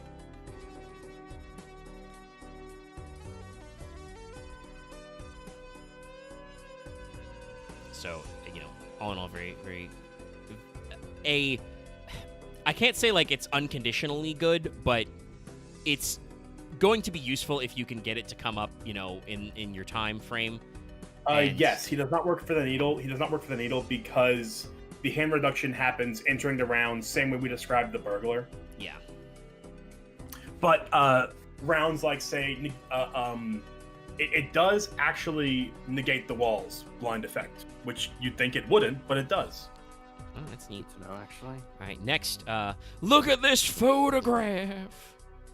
This is the best. This is the best Joker in the game. He's one half of the best combo in the game.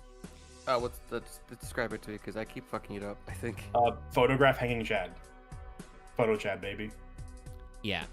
So this is literally called Photograph. Sorry, my my Chad Kroger impression was bad. Like I said, I got a little Every bit of a time I respiratory do it makes infection. me laugh. That's probably why we thought of it being a Joker. The first face card you play gives ×2 mult when scored. Yes, and with the hanging Chad, which I'll just say it triggers the first card you play twice. That gives you 3 ×2 multiplier before anything else happening, which is ridiculous. Which is very good. So yeah, I know that's another just super strong one. And in general, if you're doing builds that are based around face cards, we talked about the fucking Pareidolia Midas loop. Like this plus Pareidolia means every first card you get gets ×2. So just another easy one of just setting up your sets. It's one of those ones that for a common, like, very spicy. Obviously, it's only your first card, but still, you can make that one work. And even if you don't have like the hanging Chad shenanigans, if you have a card that gives +1 for every club played, like there are like upgraded versions of the suit Jokers we showed off at the beginning of this. So it can be like, oh well, I've got this card that gives me +10 +7 mult for all the clubs I play. So I'll play of club flush. So 7, 14, 21, 28. Last one's the face card. 35 mult times that 70 mult on top of whatever the base mult was. Yeah. So you can get some good stuff. The next Joker is another one of those weird ones, but it's kind of like Egg, but overall this is gift card. Adds $1 to the sell value of every Joker and consumable card at the end of the round. It's technically Egg, but better, but not as focused. Yes, it's gift card is like Egg. It's very easy to see the combo of just yes, Egg plus knife. This kind of works if you can stockpile a few, like you put your knife off to the side and let it go for a while. But this works with other tarot cards and anything else based around sell price of just like giving you extra gas. It does include itself, so it is a card that at least will very likely pay for itself very rapidly. Yeah. Which is fun. But, it's another one of those straightforward cards. Just like, yeah, it just increases the sell value. It's, just all investment. Next, we have our next food card. Which, again, I'm kind of surprised this one is earlier than another basic one. But we'll this talk definitely about is one you can get. This definitely is one you can get, like, in the beginning of the game, too. I'm not sure why it's so far back in the list. Yeah, but I also don't know why it's listed before, like, popcorn, which should be more straightforward. But this is Turtle Bean. Oh, I thought it was the popcorn. No, it's Turtle Bean. The popcorn's not yet. Popcorn ice cream. Pretty starting one. So, Turtle Bean is +5 hand size, -1 hand size every round. Yep. And when it finishes, the gold its bullets, it just kills itself. Yeah, same way as the you ice can't cream actually box. use it. Unfortunately, I've tried to use it to get to the 5. Your hand size only being 5 to unlock that voucher because I've been trying to do that for so long. No, you have to do that with It other doesn't- negatives. Yeah, no, it doesn't. It won't take you into can't get negatives. negative hand size. Yeah, it doesn't indicate itself once it hits near 0. You've got to use spectral cards. I think there's ectoplasm is make a Joker negative -1 hand size. Stuff I think like it's that. also I also probably gotta use like Stuntman, and I think what's the one that's Yeah. like +3 discards -1 hand size? What's that one called? Mary Joker, I think. I gotta use those ones, I think. Yeah, like just there's easy ways to get to it. Yeah, It's there's just a kind of few getting tricks, the but combos. the Turtle Bean is, and this is a stat we haven't talked about a lot, but hand size is you normally draw only so many cards per hand. This will give you a +5 of that, which makes it a lot easier to make poker hands because your hand is a lot fucking bigger. Yes, I believe base hand is 7. There are vouchers that increase your hand size, so you can get up to 9 baseline, and with this you can get you can have a max of 14 hand size, unless you're playing. I think there's a Joker that gets you plus hand size as well. I think. Yeah, there should be a Joker that's +1 hand size. Juggler, I think. No, I meant like a deck, but yeah, like you deck. can- Yeah, I think there's decks that do that as well. Yeah, there is one. It's there's one. It's +2 hand size. Into deck, I think. Yeah, so Yeah, there's again, like most of the consumables, the bean is just one where if you can pick it up and it's not going to fuck with the rest of your setup, it's just a plus. You're just going to get better rounds out of having more card draw. Oh, it's 8? I thought it was 7. 8 makes sense. So like, I don't know about that. I think it is 9 because when I'm playing the black deck, it's 8. Well, either regardless, your hand size can be modified up and down. Yeah. Yeah. So still, it's This just might be a 2-parter. Probably should have been faster about this. I'm sorry. I mean, if we want to, let's see, have we crossed 3 hours yet? Not quite, but we're at 80, so we're past the halfway mark. We could call it and do it later. Yeah, this if we might be a 2-parter. It's because we spent so much time yapping about Balatro, but yeah, that's fine. That's the key here. And like I said, I got some more.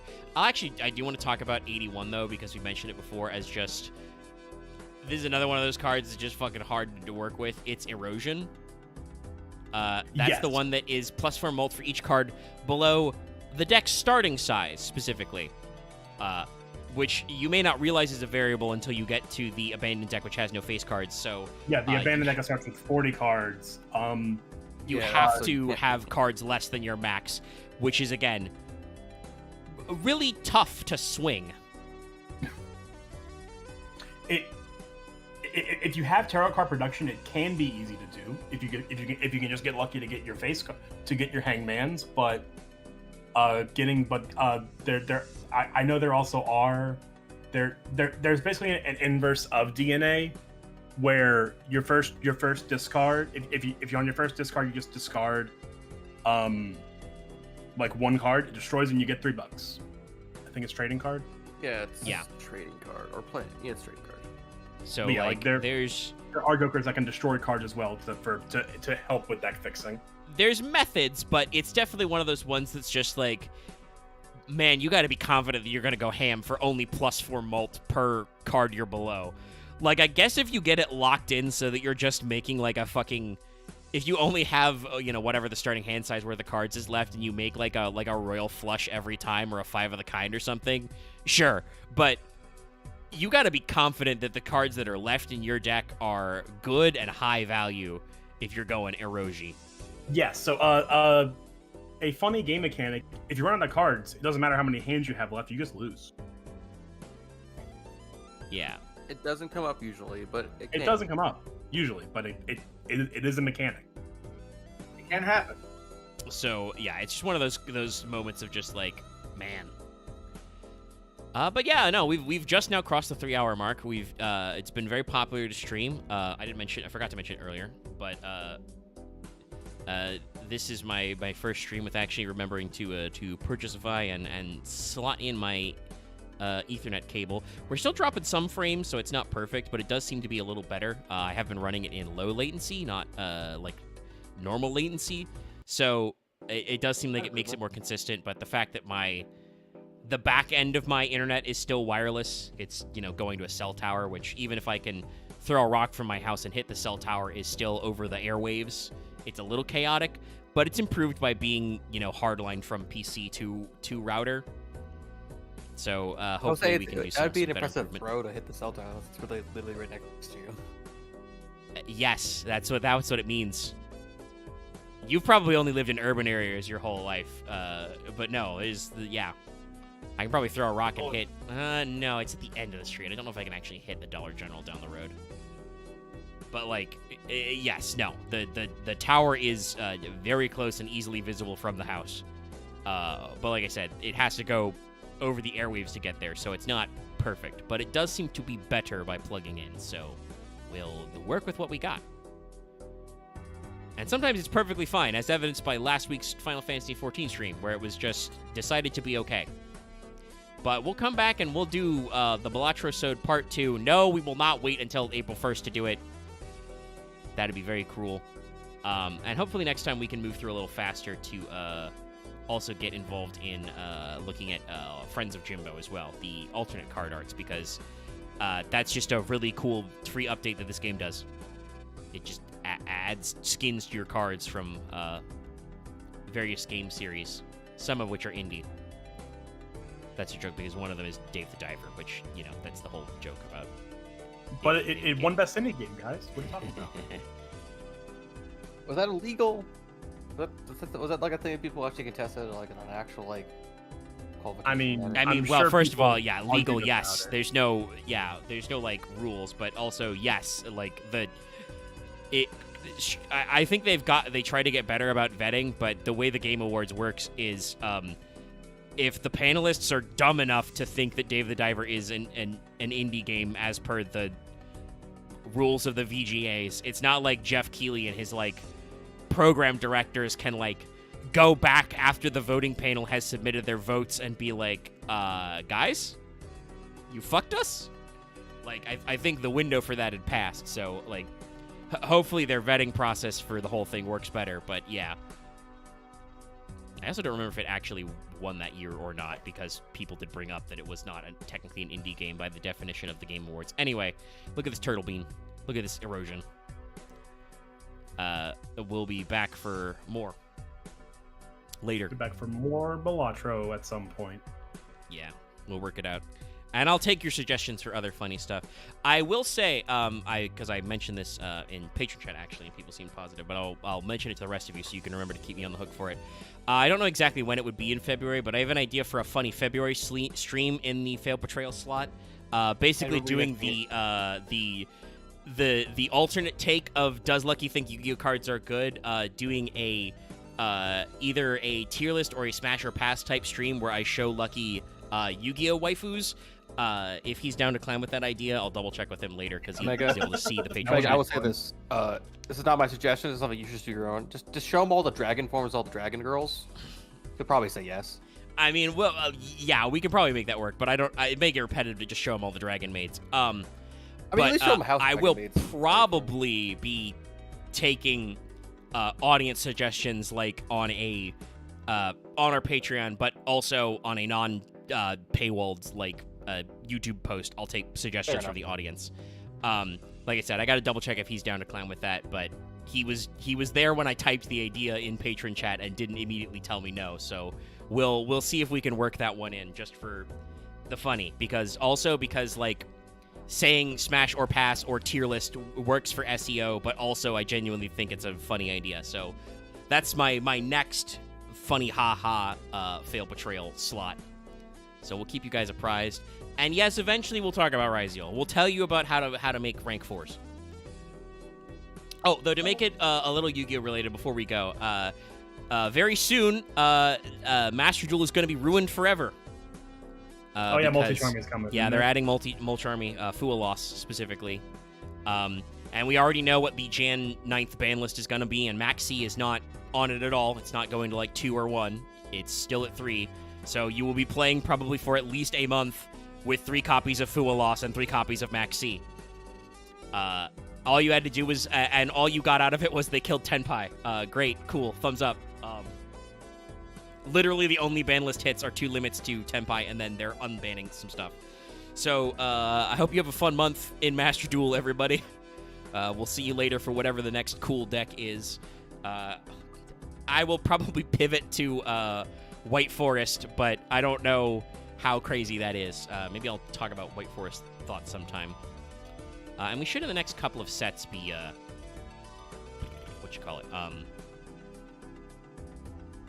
ending the current series of boosters. So hopefully Diabelle's lore will wrap up so we can, like, talk about that on Fail Portrayal and, like, run through what the fuck a Snake Eye even is. We could talk about badass goblin bikers.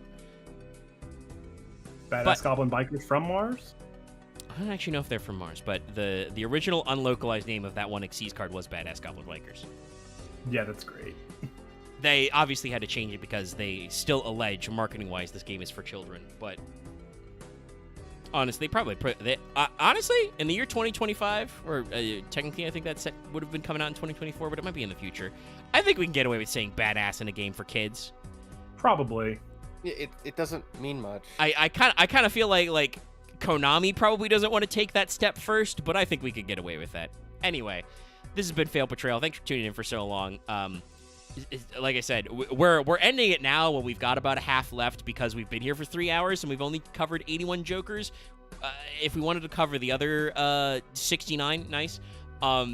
That might mean another 3 hours, which I'm not going to do. I'm too ill for that. So. I mean, it would probably be 2 hours because we don't have to do all of the goddamn prefacing for everything anymore. Yeah. And some of the later ones like go in a series, but still, it's going to mean that the stream time would be too overinflated. So we're going to wrap it up now while we've still got it. We've done stuff like that, but probably just not today. But next time we could probably just do the rest of Jokers and I guess all at once, just show all the vouchers all at once. Yeah, I don't even know if we need to show the voucher arts are very simple, and we've kind of talked about what they do. But like, I might want to actually show the spectral arts, like discuss some of the funny things they've got going for like the planet cards and stuff. Because some people may not have seen all the secret planet cards, for instance. There's some wacky shit.